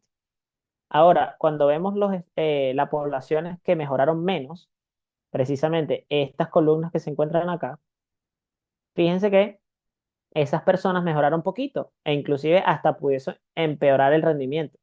Y esas personas eran personas entrenadas. Bien, fíjense acá. Es decir, parece que las personas que están en mejor condición física rinden, o perdón, cambian menos su rendimiento cuando usan el jugo de remolacha. Es decir, no hay tanto cambio. Ahora, uno de los estudios que evaluó el jugo de remolacha en atletas entrenados que mejoraron bastante su rendimiento eran personas que estaban en hipoxia o en altura. Quiere decir que estaban en una condición donde no podían utilizar el oxígeno como ellos están acostumbrados. Por ende, no estaban a 100%. Cuando usaron el jugo de remolacha y la utilización de oxígeno fue más eficiente, pudieron mejorar más su rendimiento. ¿Qué tenemos que interpretar de esto? Que las personas que están más entrenadas o están más cerca de su 100% de capacidad tienen menos brecha de mejoría desde el punto de vista de utilizar el oxígeno para producir energía. Es decir, probablemente yo no cambie tanto mi rendimiento si soy una persona que entrena todos los días. Pero aunque yo cambie el 1% o el 0,2% o el 0,1% de mi rendimiento, en la natación es bastante, porque nosotros decidimos nuestra prueba por centésimas de segundo. Y a lo mejor ese 0,1% es la diferencia entre entrar a una final olímpica o ganar una medalla de oro. Por ende, por más pequeño que sea el cambio, por lo menos en la natación, que es un deporte precisamente de tiempo, yo necesito, digamos, pellizcar el más mínimo detalle. Por ende, el jugo de remolacha es totalmente válido en la natación. ¿Cómo se toma? Puedo usar remolacha fresca, pero necesito alrededor de 300 gramos de remolacha, aproximadamente de 2 a 3 unidades, como la que ven aquí en la foto. Tengo que pelarlo, tengo que picarlo, y esa cantidad que voy a licuar es la que tengo que usar como 300 gramos. Una vez que yo licúo la remolacha con agua, vamos a decir 600 mililitros de agua, tengo que colar ese jugo y ese jugo concentrado que cae en el vaso es lo que la persona se tiene que tomar. Por otro lado, hay versiones de remolacha que vienen en polvo, perdón, y esas versiones de remolacha que vienen en polvo no necesito 300 gramos, sino solamente 30 gramos. Es el equivalente a 30, perdón, a 2 cucharadas de remolacha en polvo que se diluyen en agua y eso es lo que la persona tiene que tomarse. Ahora, ¿esto cuándo se toma? Tengo que tomarlo de 2 a 3 horas antes de la tarea que yo quiero ejecutar o que quiero ver el beneficio. Si la salida del agua es abierta es a las 8 de la mañana, yo tengo que tomarme esto a las 5 de la mañana o a las 6 más tardar, porque es el periodo de tiempo que a mi cuerpo le va a tardar elevar el óxido nítrico después de tomarse el jugo de remolacha. Ofrece beneficios inmediatos, lo que significa que si yo quiero ver un beneficio mañana, me lo tengo que tomar mañana. Si yo quiero ver el beneficio hoy, me lo tomo hoy. Es decir, yo necesito una dosis diaria para ver el efecto. Por ende, no es necesario tomar esto un mes o un año completo, como en el caso de la creatina o la betalanina, para yo ver el efecto. Es decir, es más como la cafeína, que yo me la tomo y veo el efecto inmediatamente. Y aquí tenemos una consideración bastante importante, y es que debemos evitar el uso de enjuagues bucales o elementos de higiene bucal como la pasta de dientes o el enjuague bucal propiamente dicho, porque el efecto se va a lograr cuando yo me tomo el jugo de remolacha, solamente se va a lograr si yo tengo bacterias en la boca, porque las bacterias de la boca cuando entran en contacto con los nitratos del jugo de remolacha, esos nitratos para poder pasar a óxido nítrico necesitan de las bacterias de la boca. Si yo no tengo bacterias suficientes, probablemente ese efecto no va a ocurrir. Por ende, voy a tener un buen aliento para competir, pero no voy a tener el efecto que quiero del jugo de remolacha. Por ende, es necesario que cuando estés evaluando el protocolo o estés escribiendo el día antes todos los suplementos que te vas a tomar, recuerdes que el día de la competencia probablemente cepillarse los dientes con crema dental o usar enjuagues bucales que te eliminen las bacterias de la boca va a estar en contra de lo que tú quieres lograr con este suplemento en particular. Ahora llegamos a los activadores y ya estamos en la recta final de nuestra presentación. Los activadores pre-workouts son elementos, son suplementos que combinan muchos ingredientes y se ven muchísimo en la natación, tanto en Venezuela como en Chile y me imagino que en otros países también. Entonces, ¿qué son los pre-workouts? Si yo lo leo así directamente y lo traduzco al inglés, lo voy a leer como pre-entreno o lo puedo llevar a otro contexto y puedo llamarlo pre-competencia. Es un suplemento que se comercializa con la idea de mejorar el rendimiento de forma inmediata. Combinan muchos ingredientes y suelen combinar elementos como la cafeína, la creatina, la betalanina, algunos aminoácidos y precursores de óxido nítrico. Entonces, fíjense que de todo lo que hemos hablado hoy, es un suplemento que combina todo. Entonces, probablemente la lógica nos puede llevar a pensar en que, mira, si todo lo que has mencionado, Sergio, hoy funciona, probablemente si yo me compro un suplemento que tiene todo eso junto, es mejor a comprarlo por separado. Eso es lo que la lógica nos puede decir. Entonces, vamos a analizar cada uno, o no cada uno, pero un ejemplo práctico de un producto de este estilo. Fíjense que si yo escribo pre-workout en una barra de búsqueda como la de Amazon, por ejemplo, yo voy a obtener alrededor de 260 resultados. Es decir, 260 productos que caen en la categoría de pre-workout. ¿Cómo sé yo cuál de esos puede ser conveniente? Porque fíjense que si leo los nombres no me dicen necesariamente qué ingredientes tienen. A lo mejor yo pienso, mira, esto dice C4 y yo sé que el C4 es un explosivo, probablemente yo quiero que eso esté en mi cuerpo para yo nadar más duro. O, mira, yo veo que hay uno que dice, o que tiene esta calavera dibujada aquí, probablemente este sea el mejor. Entonces, dependiendo del marketing del fabricante, le puedes colocar un nombre o un diseño o unos colores que te llamen más la atención. Pero sabemos que esto no es lo que importa, lo que importa es lo que está en el etiquetado. Entonces, vamos a tomar de ejemplo uno de los que se usan en mayor cantidad en Venezuela. En este caso, este que está aquí, el C4 Sport. Entonces, fíjense, cuando nosotros vemos los ingredientes y vemos las instrucciones de uso, el producto dice utilizar 20 a 30 minutos antes del entrenamiento. Vamos a asumir que también es antes de la competencia. Entonces, mira, ya esto me está diciendo que es un preentreno que tengo que tomarme antes de entrenar, obviamente. Si yo veo los ingredientes, normalmente los productos tienen aquí una primera tabla grande que tienen varias vitaminas, varios minerales. Eso solamente tiene que ver con temas del sabor, algunos estabilizantes, algunos aditivos al producto. Es decir, lo que está allí en esa primera tabla no es lo que te va a hacer el efecto. Lo que te hace el efecto es lo que está más abajo, que está un poquito más pequeño. Y fíjense que dicen aquí, Performance Blend. ¿Qué significa esto? Que es una mezcla de ingredientes. Si yo traduzco blend, vamos a pensar en mezcla. Entonces, mira, esa mezcla yo le pongo nombre, le voy a decir Performance Blend. Es una mezcla que me va a mejorar teóricamente el rendimiento.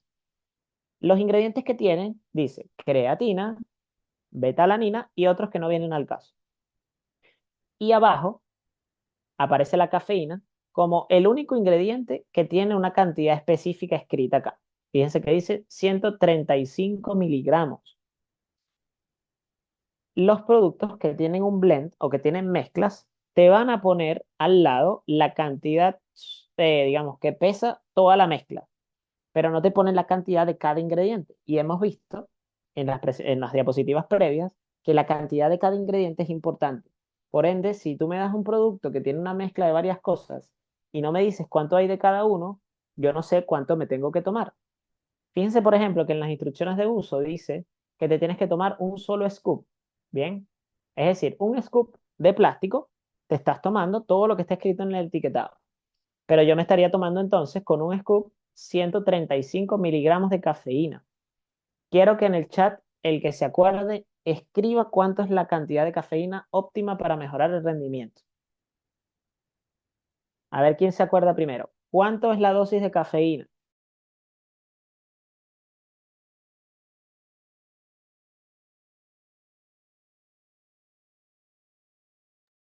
Muy bien. César Fernández, nuestro entrenador del centro portugués, nos dice 300 miligramos. Luisa nos dice 200 a 400. Jesús nos dice 200. Muy bien. Entonces, fíjense que Ajá, muy bien, todo el mundo lo está dando, 200 a 400. Todo el mundo está metido en el rango. Si yo me tomo este suplemento, ¿cuánto me estoy tomando? Me estoy tomando menos de la cantidad que yo necesito. Entonces, ¿por qué me tengo que tomar menos si ya yo sé que la cantidad óptima es más? Porque el producto está diseñado para esa dosis. Si yo quiero ver el efecto, yo tengo que tomarme 2 scoops. Es decir, yo tengo que duplicar la dosis. Pero si yo duplico la dosis, a pesar de que ya ahora sí me meto en el rango óptimo, también estoy duplicando todos los ingredientes que están en el etiquetado. Es decir, no estoy duplicando solo la cafeína. ¿Qué pasa? Que este producto tiene betalanina. Y si yo duplico la cantidad de betalanina que tiene el producto, también me va a picar más el cuerpo. Esa picazón, para algunos atletas, es lo que de forma de placebo o en su cerebro les hace pensar que si tú te tomas algo que te pica o que te hace alguna sensación que tú percibes, puedes erróneamente pensar que eso te está haciendo mucho efecto. Es decir, tú puedes llegar a pensar con algo que te está picando, que, mira, algo me está corriendo por el cuerpo, probablemente esto funciona y por eso voy a nadar más duro. Y de esa forma los atletas pueden mejorar el rendimiento por el efecto placebo que da la picazón, pero no es la betalanina la que hace el efecto, porque recuérdense que la betalanina necesita por lo menos un mes de suplementación. El que está haciendo el efecto es la cafeína. Es decir, la cafeína es la que hace que nades más duro y la betalanina la que hace creerte que estás nadando más duro, por el simple hecho que te está picando. Pero eso es un efecto secundario. Entonces, la forma más correcta de usar los suplementos es de forma separada. Creatina, betalanina y cafeína tienen protocolos de suplementación diferentes. Por ende, yo no los puedo juntar todos, porque es como que yo junte un ibuprofeno con un omega 3 y, no sé, puedo decir allí cafeína también. Entonces yo voy a tomar cafeína todos los días, ibuprofeno todos los días, cuando en verdad lo que yo quería era tomarme el omega 3. Cada uno tiene beneficios distintos y se toman distintos. Por ende, los pre-workouts probablemente no son la condición, perdón, no son los suplementos más eficientes para tú ver el efecto que quieres. Muy bien, y llegamos al último suplemento que son las proteínas en polvo y con esto ya nos quedarían 10 minutos aproximadamente para el resto de la presentación. Las proteínas en polvo, o bueno, perdón, en resumen lo que sabemos hasta ahora, la cafeína funciona para frenar la fatiga, la creatina me da más explosividad, la betalanina me ayuda a frenar la acidez intramuscular que ocurren en todos los deportes. El jugo remolacha me ayuda a utilizar menos oxígeno para rendir a la misma intensidad. Y ya vimos que los pre-workouts que combinan todos estos ingredientes no son las mejores opciones. Funcionan, pero no es la mejor opción, por lo menos desde el punto de vista económico, porque estás pagando por muchos ingredientes que no se toman así. Estarías pagando solo por la cafeína y es más conveniente comprarte la cafeína solamente, que es mucho más barata y puedes llegar a la dosis de forma más óptima. Y llegamos al último suplemento, no es el único o el último de los que funcionan, pero es el último del que nos da tiempo a hablar y de los que más se utilizan. Tenemos entonces las proteínas en polvo. Las proteínas en polvo pueden ser de huevo, pueden ser de soya o pueden ser suero de leche, pueden ser de arroz, pueden ser de arvejas. Hoy vamos a hablar del whey protein, que es la proteína del suero de leche. Bien, entonces, ¿para qué se utiliza? Lo primero que tengo que pensar es en entender qué es una proteína muscular o qué es una proteína en general. Entonces, fíjense que cuando yo entreno, las proteínas de mi músculo se van a romper, van a tener unas pequeñas rupturas. Esas pequeñas rupturas, ¿se acuerdan que habíamos dicho que las proteínas eran como una pared de ladrillos que tenían muchos ladrillitos pequeños? Esos ladrillitos pequeños son aminoácidos. Entonces, cuando yo entreno, esos aminoácidos se rompen o esas proteínas grandes se rompen y yo tengo que reparar esa pared de ladrillos con nuevamente más aminoácidos. Pero esos aminoácidos van a venir de la proteína de la comida. Cada vez que yo como carne, pollo, pescado, leche, huevos, yo voy a estar introduciendo proteína a mi organismo y una vez que ocurre la digestión, esas proteínas que yo comí se van a digerir en pequeños aminoácidos y esos van a viajar al sitio donde yo tengo que reparar esa proteína muscular. Bien, y es lo que vamos a llamar síntesis o reparación. Cuando yo repito este ciclo muchas veces, es decir, entreno, me recupero muchas veces, es cuando yo logro entonces mejorar mi rendimiento progresivamente. Bien, ahora si yo entreno mucho, pero no como lo que necesito, mi rendimiento no va a mejorar. Tanto el entrenamiento como la recuperación son elementos importantes dentro del deporte. ¿Qué tiene que ver entonces la proteína en polvo? Que la proteína en polvo es solamente otra versión de tú ofrecerle proteínas a tu cuerpo. Tú puedes darle proteínas desde la comida o desde el polvo. Cualquiera de las dos funciona. Solo que una es más práctica que otra. Una no tienes que cocinarla y otra sí. Entonces, evalúen acá. Mira, Sergio, el timing de proteínas, ¿qué significa? Eso hace referencia a el horario o la distribución de proteínas que yo voy a tener durante el día. Es decir, yo me puedo comer todas las proteínas que mi cuerpo necesita en una sola comida o debería distribuir eso en 3 comidas como desayuno, almuerzo y cena o con 2 comidas es suficiente. Entonces, en este trabajo se evaluó que para un grupo de personas que iban a consumir 80 gramos de proteínas, iban a distribuir esos 80 gramos en un periodo de 12 horas. Un grupo se iba a tomar cada hora y media 10 gramos de proteínas, de forma que al final de las 12 horas se tomaban en total 80. Otras personas, esos 80 gramos iban a distribuirlas en cada 3 horas, es decir, se iban a tomar cada 3 horas 20 gramos de proteína. Y otro grupo iba a hacer solamente 2 tomas de proteínas, una de 40 y a las 6 horas otra de 40. Todos consumieron la misma cantidad de proteína al día, pero lo que se dieron cuenta es que los que distribuían más o menos equitativo en 3 a 4 tomas de 20 gramos podían recuperarse mejor.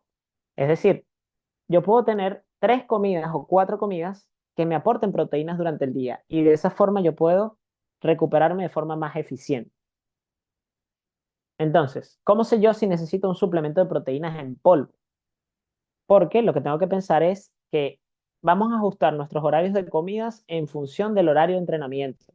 Si yo no a las 6 de la mañana, yo tengo que mover mis comidas de una manera en la que yo pueda entrenar bien y recuperar. Si yo entreno a las 10 de la noche, tengo que ordenar mis comidas de una forma en la que yo entrene bien y me recupere. Entonces vamos a pensar que hay un entrenamiento a las 3 de la tarde. Ah, bueno, si es un atleta adolescente, mira, yo sé que el atleta puede desayunar a las 7:30 de la mañana sin ningún problema porque está de vacaciones. Perdón. Luego a las 10 de la mañana puede tener una merienda en el colegio porque ya no está de vacaciones. Ah, mira, esta persona está en el colegio, desayuna a las 7:30 porque entra a las 8. Es una persona con suerte que tiene que entrar a las 8 a clase. Y a las 7, perdón, a las 10 de la mañana va a tener una merienda que también tiene proteínas. Fíjense entonces que tenemos proteínas aquí del desayuno, proteínas aquí de la merienda. Ah, mira, tenemos un entrenamiento a las 3 de la tarde. Entonces quizás el almuerzo conviene ponerlo por ahí cerca a la 1 de la tarde. Esa comida que va a ser a la 1 también tiene proteínas, ¿bien? Que puede ser pollo, carne, pescado o cualquier otro. Una vez que entrena, esta persona sabe que el entrenamiento dura 2 horas, ¿bien? Es decir, esta persona va a salir a las 5 si solamente nadó, pero si hizo preparación física y natación, quizás sale más tarde. Pero vamos a asumir que solamente le tocó nadar, porque tuvo suerte. A lo mejor podemos pensar, ah, mira, Sergio, pero si él almorzó a la 1 de la tarde, entrenó a las 3 y la cena, ¿a qué hora va a ser? La cena lo ideal es que sea entre 7 de la noche, 8 de la noche, porque es como estamos acostumbrados en la casa. Si yo como la cena a las 7 p.m., vamos a dibujarlo aquí, a las 7 de la noche, yo estoy pasando desde la 1 de la tarde hasta las 7 de la noche sin consumir proteínas. Y lo que habíamos dicho es que para una óptima recuperación yo puedo consumir proteínas de 3 a cada 4 horas. Entonces, lo ideal es que yo pueda incluir antes de la cena algo que me ofrezca proteínas y que no sea tan complicado de preparar o de llevar en el bolso. Por ende, el batido de proteínas es la forma más práctica de tú meter proteínas en un espacio de tiempo donde más lo necesitas y cocinar es una limitación. Entonces, si yo meto proteínas acá, ya yo puedo hacer un puente de recuperación hasta la cena y perfectamente yo puedo mantener un protocolo de recuperación óptimo durante el día. No quiere decir que el batido de proteínas va a hacer que ganes 10 kilos de músculo. Simplemente lo que hace es que tú completes tu requerimiento proteico durante el día de una forma más sencilla. No estamos diciendo que vas a tomar proteína en polvo todas las comidas. Solamente lo vas a tomar en el momento donde haya demasiado espacio entre una comida y otra. Un error bastante común es tomarse la proteína con la comida. Y aquí estaríamos redundando porque no necesito tanta cantidad de proteína junta. Lo ideal sería mover ese batido de proteínas a un espacio de tiempo donde no tengo alimentos, porque es ahí donde me interesa, no juntarlo con todas las comidas adicionales. Bien, entonces, ¿cómo identifico suplementos seguros? Ya estamos en la recta final, nos quedan 5 minutos. ¿Cómo yo identifico suplementos seguros en el mercado? Fíjense que lo que sabemos hasta ahora entonces, que aparte de que hay muchos suplementos que sirven y que son útiles, también sabemos que hay mucho riesgo de contaminación y riesgo de que a lo mejor compre algo que me están recomendando y probablemente eso que me recomendaron está prohibido. Entonces, ¿cómo yo sé que lo que voy a comprar es válido para el deporte? Primero me tengo que fijar en los red flags. Bien, esos red flags, para los que no están acostumbrados al término, se refieren a esas advertencias o esas cosas que te dejan pensando como que, bueno, esto quizás no es lo que parece o esto no es lo más correcto.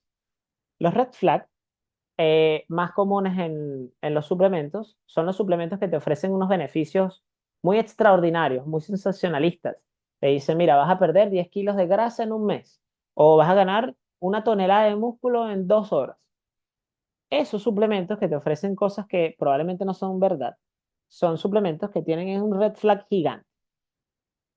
Probablemente no sea conveniente comprarlos porque no es cierto. Por otro lado, los que te ofrecen promesas muy buenas para ser verdad, es decir, aquellos que te dicen, mira, lo que vas a tomarte, perdón, lo que vas a tomarte te va a ayudar a ti a ser mejor en el deporte que estás practicando. eh, digamos, un 59% más de lo que haces ahora. Bien, a lo mejor, si yo me tomo esto, yo voy a pensar que, bueno, todo eso va a ocurrir, pero esas son promesas muy buenas para ser verdad, porque normalmente te venden el beneficio con poco esfuerzo. O sea, quizás no te dicen también que tienes que entrenar y que tienes que comer mejor o que tienes que dormir completo. Bien. Y por último, esos suplementos que tienen esas supuestas mezclas o esos blends. ¿Por qué los blends? Porque vimos que los que tienen esa mezcla no te indican las cantidades específicas de cada ingrediente. Entonces, muy difícilmente tú vas a saber cuánto te tienes que tomar. Bien. Ahora, una vez que ya yo sé que, bueno, en los red flags que me tengo que fijar, ahora voy a entrar a la tienda y voy a escoger mi suplemento. Lo ideal es que nosotros busquemos suplementos que tienen sellos de certificación que son seguros al deporte. Aquí estamos hablando de nutrición deportiva, es decir, de suplementos para el deporte. Hay suplementos que son para la salud, hay suplementos que son médicos, que no necesitan necesariamente, valga la redundancia, estos sellos. Pero para yo recomendarle algo a un atleta que está compitiendo y compite de forma internacional, yo tengo que recomendarle lo mejor para que él no tenga ningún tipo de problema, bien sea porque cumplió el beneficio y porque no ocasionó un doping positivo. Estos sellos que ustedes ven acá nos dice que el producto que tienes en la mano está exento de más de las 270 sustancias prohibidas por la Organización Mundial Antidoping. Es decir, es un suplemento seguro. Cuando lo tienes en la mano ya sabes que eso no te va a ocasionar ningún problema desde el punto de vista de dopaje. También te dice que, bueno, el contenido del producto corresponde al etiquetado nutricional. ¿Qué quiere decir? Que lo que tú estás leyendo en la etiqueta es justo lo que el producto tiene, ni más ni menos. Es un producto que está exento de nocivos para la salud, es decir, es seguro a la salud, y que se le realizan pruebas al producto antes de que salga al mercado.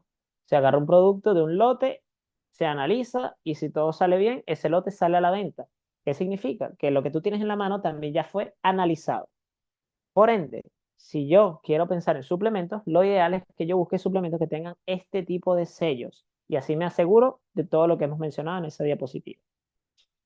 Y para cerrar, vamos a dejar una última reflexión.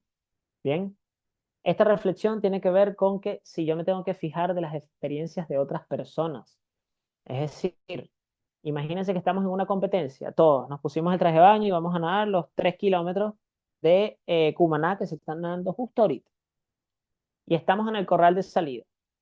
Bien, en ese corral de salida, en ese universo de cosas que están sucediendo, gente que tiene nervios, gente que está sudando, gente que acaba de nadar los 5 kilómetros y se está acomodando el traje de baño, gente que se está tomando geles, gente que se está hidratando y gente que está tomando suplementos en general.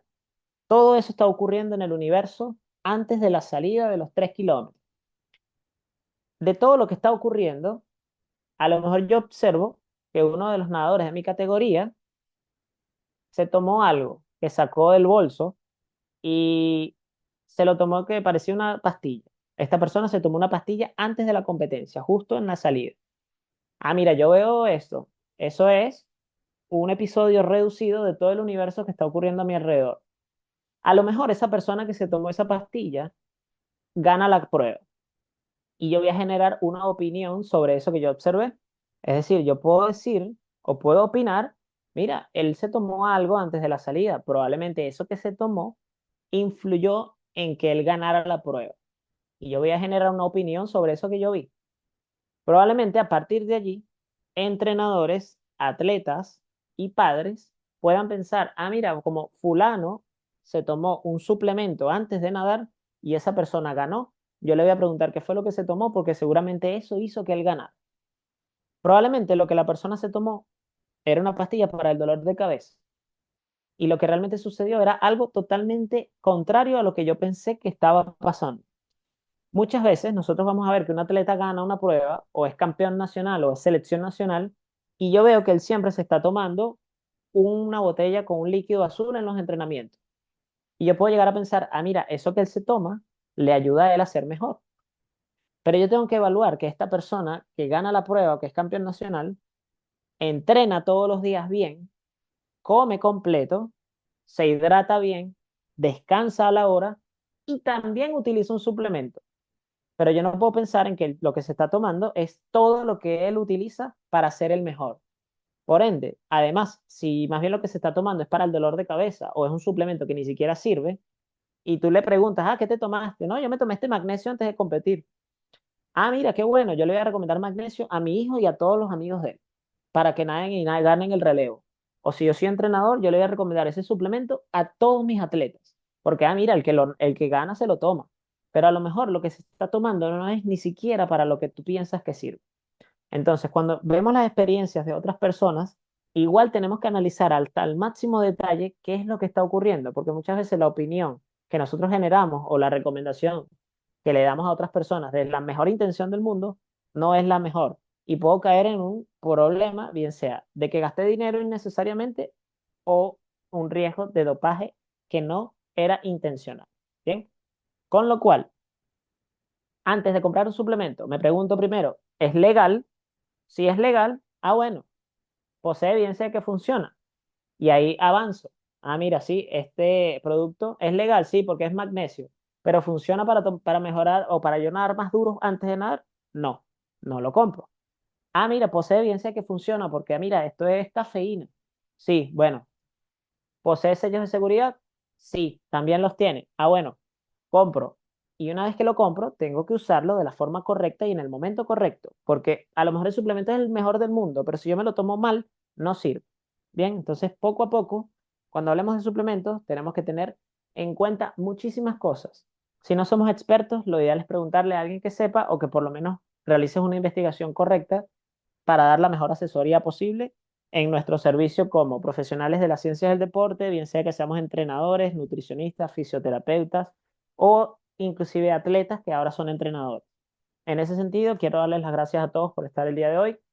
Para mí es un gusto siempre hablar de este tema, es uno de los temas que más me apasionan y quedo a la orden para cualquier pregunta o para cualquier consulta en mis medios de contacto. Hola, Juan, Sergio. confírmame si... Bueno, primero, Listo. primero, desde la Federación Venezolana de Deportes Acuáticos, Sergio, felicitarte por la extraordinaria, o por tus 2 horas de extraordinario aporte a este deporte. Es bien importante lo que hiciste hoy porque muchos entrenadores desestiman el conocimiento de la nutrición, el conocimiento de qué es lo que se debe hacer para poder acompañar al posible nutricionista. Es muy complicado que el nutricionista le diga al atleta lo que tiene que hacer y el entrenador no lo entienda. Entonces, el entrenador se tiene que familiarizar con esto para poder apoyar ese trabajo entre el nutricionista y el atleta. Y sobre todo con los padres, que son los que se manejan con uno directamente. Así que de verdad, bien sencillo, bien explícito, sencillo en el buen sentido de la palabra, porque es muy complejo lo que hiciste, pero muy sencillo de entender, muy explícito y que nos llama a una tremenda reflexión y es, necesitamos ir al nutricionista. Aunque entendamos de esto, aunque tengamos conocimiento de esto, es el nutricionista el que puede medir y puede decirnos qué es lo que falta o qué es lo que sobra para ese entrenamiento. Muchos papás, muchos entrenadores que están tomando cosas porque simplemente lo vieron en un campeonato del mundo o lo vieron en la televisión o lo vieron en el internet y hemos visto episodios bastante preocupantes y delicados en eventos sobre todo de nadadores que todavía ni siquiera han llegado a la puerta. Así que bueno, siempre, incluso yo le recomiendo a los padres que no solo nutricionistas, sino un seguimiento también a nivel de un cardiólogo, por el tema de que muchos de estos aceleradores también pueden incidir en alguna cardiopatía que no conocemos o desconocemos. Entonces, te felicito, Sergio, tremenda ponencia. Yo voy a empezar a leer algunas de las preguntas para que tú puedas responder y sacar de duda a la gente. Hoy dijiste, y es lo que más te quiero felicitar, porque como fisiólogo me encantó que dijeras lo del lactato. El lactato incluso no es el enemigo, lo han hecho ver como un enemigo y el lactato es un metabolito. Lo que pasa es que está degradado, es una glucosa degradada que produce una ATP nada más por cada molécula de lactato, no como la glucosa que produce dos moléculas de ATP, produce la mitad, pero sigue siendo un metabolito. El enemigo realmente es lo que dijiste, es la llegada de esos iones de hidrógeno que producen la acidez muscular. Eso está muy bien porque muchos entrenadores ven todavía el lactato como otra cosa, como un enemigo. Así que bueno, te felicito. Voy a empezar con las preguntas. Tenemos aquí, ¿se puede tomar el jugo de remolacha para entrenamiento? O sea, yo me imagino que es durante el entrenamiento, la pregunta.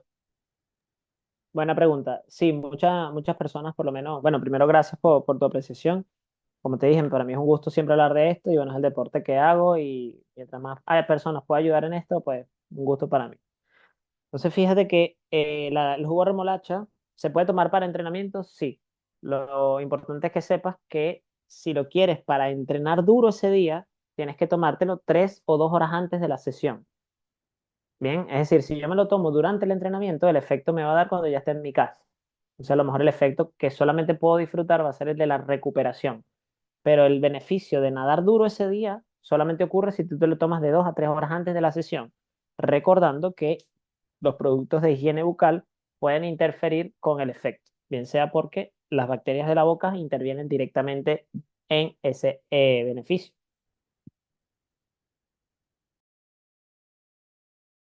Perfecto, Sergio. Aquí preguntan que qué marca de cafeína recomiendas o que contenga cafeína. ¿Qué marca recomiendas tú? Bien, ahí escríbeme al privado porque hay muchas marcas. O sea, la verdad casi todas las cafeínas funcionan. Lo importante es que sea de fácil, se le puede decir fácil consumo, pero es que hay algunas cafeínas que pueden ser en polvo, por ejemplo, que no son muy comunes, pero cuando son en polvo es peligroso porque excederse la dosis es más fácil. Entonces, lo ideal sería, bueno, escríbeme al privado, yo te indico cuáles son las mejores marcas porque dependiendo del país, eso puede ir variando. Bien. Eh, Muchas veces cuando los productos son de un solo ingrediente, como la creatina o la cafeína o la beta-alanina, vas a encontrar muchas marcas que no tienen los sellos de seguridad, no de seguridad, sino los sellos de certificación que son buenas para el deporte. Y esto ocurre porque el fabricante, cuando tiene un solo ingrediente puesto, quizás no paga al laboratorio para que le haga el análisis porque está completamente seguro de que ahí no hay nada más. Pero cuando son productos que combinan muchos ingredientes o que tienen varios sabores, etcétera, allí el riesgo de contaminación es mayor. Entonces, dependiendo del producto que estemos hablando, también va a ser más necesario tener los sellos o quizás puedo darme el lujo de no tenerlos. Pero con la cafeína es normal que encuentres productos sin sellos que sean igualmente válidos. Quizás el riesgo es mayor o tienes un pequeño más de riesgo, pero si es una marca más o menos reconocida, pues te puede servir. Bien, de todas maneras, igual no te preocupes, puedes escribirme al privado y yo te respondo todo lo que tenga que ver con marcas. Excelente, Sergio. Buen día, te escribe César Fernández, entrenador del Casa Portugués. tremenda ponencia te pone, siendo la gran mayoría de los suplementos fabricados en Estados Unidos. ¿Cómo explicas que compres uno de ellos y que tenga una sustancia prohibida? Me imagino que la pregunta dice, al traerlo de afuera, ¿cómo tú certificas que tiene alguna sustancia o no prohibida? Es interesante porque uno piensa a veces, perdón, uno a veces piensa o uno tiene una especie de sesgo cognitivo de pensar que todo lo que es de afuera es mejor. Y realmente lo que ocurre es que, aunque sea de Estados Unidos o de Europa, puede estar contaminado simplemente porque el fabricante lo quiere incluir o porque no se tomen las medidas sanitarias para eso. De hecho, hay productos que pueden estar aprobados por la FDA, pero no necesariamente son productos que son seguros para el deporte. Por ejemplo, el suplemento que vimos ahorita, hace rato, de una marca bastante particular que es de color negro con verde, o el otro que es una marca en Venezuela que se llama Metabolic Nutrition. Son productos que están en el mercado porque fueron aprobados porque son supuestamente seguros, pero para el deporte igualmente van a estar prohibidos. Entonces no es garantía de que si fue fabricado en Estados Unidos va a estar seguro. Simplemente hay que contar con los sellos, independientemente de dónde venga el producto, los sellos que vimos en la página acá que están en esta diapositiva, esos son los sellos que independientemente de dónde venga el producto, tú puedes saber si es seguro. ¿Bien? Pero el país de donde se fabricó es indiferente cuando hablamos de la seguridad o los ingredientes que puede tener dentro. Perfecto, Sergio. Buenos días, te dice Abner Paredes del oriente del país. Sergio, de los suplementos nombrados, quería saber sobre la creatina. ¿Cómo sabemos cuál es la más recomendada? ¿Es la monohidratada? ¿Cómo recomienda su uso? Bien, buena pregunta. En el caso de la creatina, la mejor es la monohidratada. Hay que saber que existen muchos tipos de creatina. Hay una que se llama creatina HCl, que es bastante común también, pero es más cara. Hay otra que se llama creatina buffer, se escribe buffer. Y esos tipos de creatina, ninguna es mejor que la creatina monohidratada. Con suerte, solo con suerte, va a ser igual, pero nunca va a ser mejor. Por ende, la creatina monohidratada es la más barata y es la que más funciona o la que más investigación tiene. Lo ideal es que esté en polvo y ya con eso es dato suficiente como para que sepas que la creatina que te estás tomando es adecuada. Buenísimo, Sergio. Bueno, aquí tienes un montón de mensajes de un montón de fans que te ponen cosas muy bonitas. No los quiero leer todos, ya los Bien, leerás tú con calma, pero de dale, verdad listo. que lo que acaba de decir también aplica a los profesionales. Muchas veces, si el profesional es venezolano, es desestimado. Y yo tengo mucha fe, por eso estás tú aquí hoy, Sergio, que profesionales como tú, formados aquí en Venezuela, que han sido y han tenido la oportunidad de pertenecer a seleccionados y han sido deportistas, a veces hasta son mucho mejores que muchas personas fuera del país, incluso en los mismos Estados Unidos. Ayer lo hablamos con Federico. Yo soy defensor paupérrimo de lo que estoy diciendo y hoy tú diste una demostración de que es así. Juan Figueroa, ¿por qué la sensación de picor por la betalanina?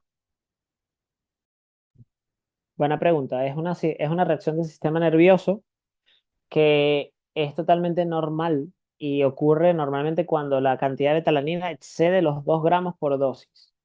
Por eso, si yo tengo un scoop de 3 gramos, ya con ese scoop va a ocurrir esa sensación. Es totalmente normal, es inofensiva y es adaptativa, con lo cual va a haber un momento donde no es que ya te pica y no te importa, sino que ya ni siquiera lo sientes. Esto es interesante también porque así como mencionamos que la betalanina pica y la gente que siente que le pica, siente que rinden mejor porque se tomaron un preentreno que les ayudó a eso. Ese efecto se ha estudiado de forma aislada, de forma que, mira, vamos a hacer que a esta gente le pique el cuerpo antes de competir, con lo que sea. Y esas personas sienten que rinden mejor por el simple hecho de que algo les está corriendo por el cuerpo. Pero cuando las personas utilizan los preentrenos muy seguido, van a lograr esa adaptación de que ya no te pica. Entonces puedes erróneamente pensar que ya el preentreno no te hace el efecto, pero no es que no te hace el efecto, sino que ya tu cuerpo se adaptó a la picazón.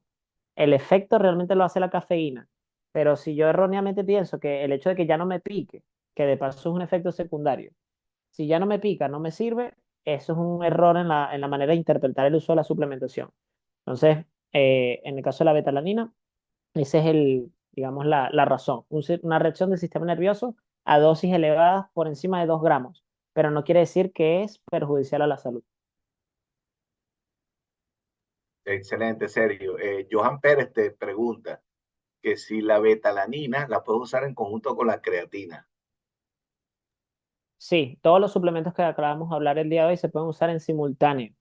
Es decir, ninguno tiene un efecto aditivo o negativo frente a otro o algún tipo de interacción o que mis órganos vayan a sufrir por el uso de todos los suplementos juntos.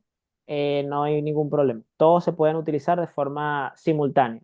De hecho, si te quieres tomar la dosis de creatina y betalanina que te toque ese día, te la quieres tomar junto con el batido de proteínas, no hay ningún problema.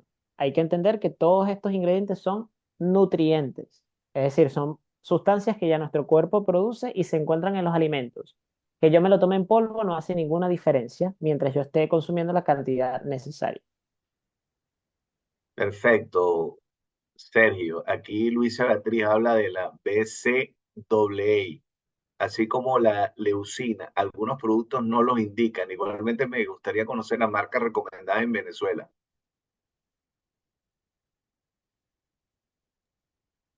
Es interesante lo que dice Luisa porque hay muchos aminoácidos, de los cuales los BCAA y la leucina, o sea, son tres nada más.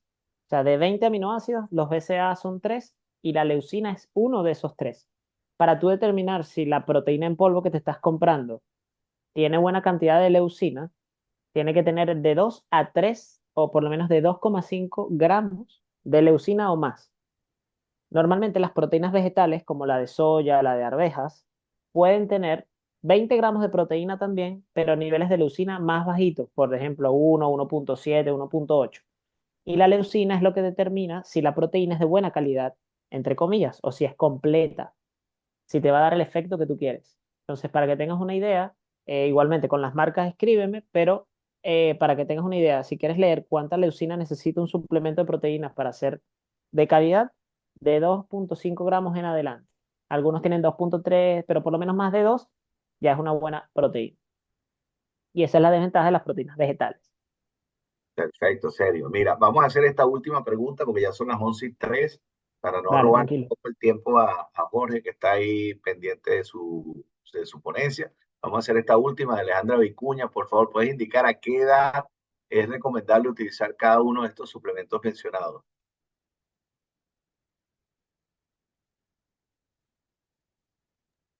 Repítemela, porfa, no la escuché. Ya va, ahí voy, que bajé el cursor. Sergio, aquí está. Por favor, ¿puedes indicar a qué edad es recomendable utilizar todos esos suplementos de los cuales nos hablaste hoy? ¿A partir de qué edad? Ajá. Buena pregunta porque ahí se tiende a pensar, o lo ideal es que nosotros como profesionales pensemos de que lo primero que yo tengo que aprender a hacer es a comer y normalmente los atletas de 11 años, 12 años, 10 años, 13 años todavía tienen muchas fallas, muchas deficiencias en la alimentación. Entonces ya por ahí quizás esas edades no son lo más conveniente. Suponiendo que yo tengo un atleta de esa edad que come muy bien, duerme completo, entrena completo, etcétera, los suplementos, van a haber algunos, como la cafeína, por ejemplo, que es posible que si esta persona de 12 años empieza a nadar más duro con el uso de la cafeína, puede erróneamente pensar de que su rendimiento depende exclusivamente de eso, porque no tiene la madurez deportiva como para asumir que realmente el nada duro es porque entrena. Si esta persona de 12 años se acostumbra a usar cafeína antes de los 15, 16 o por lo menos antes de asumir que ese sí es el deporte que se quiere especializar, cuando esta persona tenga 16, 17 años y no tenga la cafeína un día disponible, puede pensar que no va a nadar bien porque es bien acostumbrado a pensar de que eso es lo que le hace nadar duro. Entonces, ¿qué te diría yo? Que más allá de la edad, lo que importa aquí un poquito más es la madurez deportiva que el atleta tiene. Como recomendación general, las niñas pueden empezar a partir de los 12 años y los niños a partir de los 14. Sin embargo, esto tiene consideraciones bastante individuales, que a lo mejor el niño de 14, a lo mejor tiene que esperar hasta los 16 para usar la creatina, por ejemplo. O a lo mejor la niña que tiene 12 años podía empezar a tomar la creatina a los 11. Entonces, dependiendo de la edad, esto de la madurez deportiva también, esto puede traer implicaciones. como recomendación general, 12 años las niñas, 14 años los varones, pero lo ideal para quedarnos, digamos, libre de cualquier problema, entre comillas, a partir de los 16 años todos, porque esto asegura que ya el atleta está lo suficientemente maduro para decir, mira, yo sé que tengo que entrenar para rendir mejor, y si a lo mejor yo me tomo un suplemento, no sé, yo sé que no es lo más importante. Y aparte, a partir de los 16 años, quizás tienen una madurez también orgánica u hormonal que les permite aprovechar mejor el efecto de todos los suplementos. Entonces, en ese sentido, respuesta corta a los 16, respuesta larga de 12 en varones, perdón, de 12 en las hembras, de 14 en los varones. Y sin embargo, igual van a haber particularidades individuales. Perfecto, serio. De verdad, aplausos de pie. Mi respeto y ojalá que podamos seguir trabajando juntos, sobre todo con el tema de seleccionados nacionales. Ayer lo dije, por fin logramos tener personalidad jurídica en la federación de hace 19 años. Eso nos da la posibilidad de poder firmar con sponsor, patrocinantes y poder tener a lo mejor algún recurso para trabajar con estos cuerpos multidisciplinarios tan necesarios en los deportes acuáticos. En este momento damos fin a la ponencia de Sergio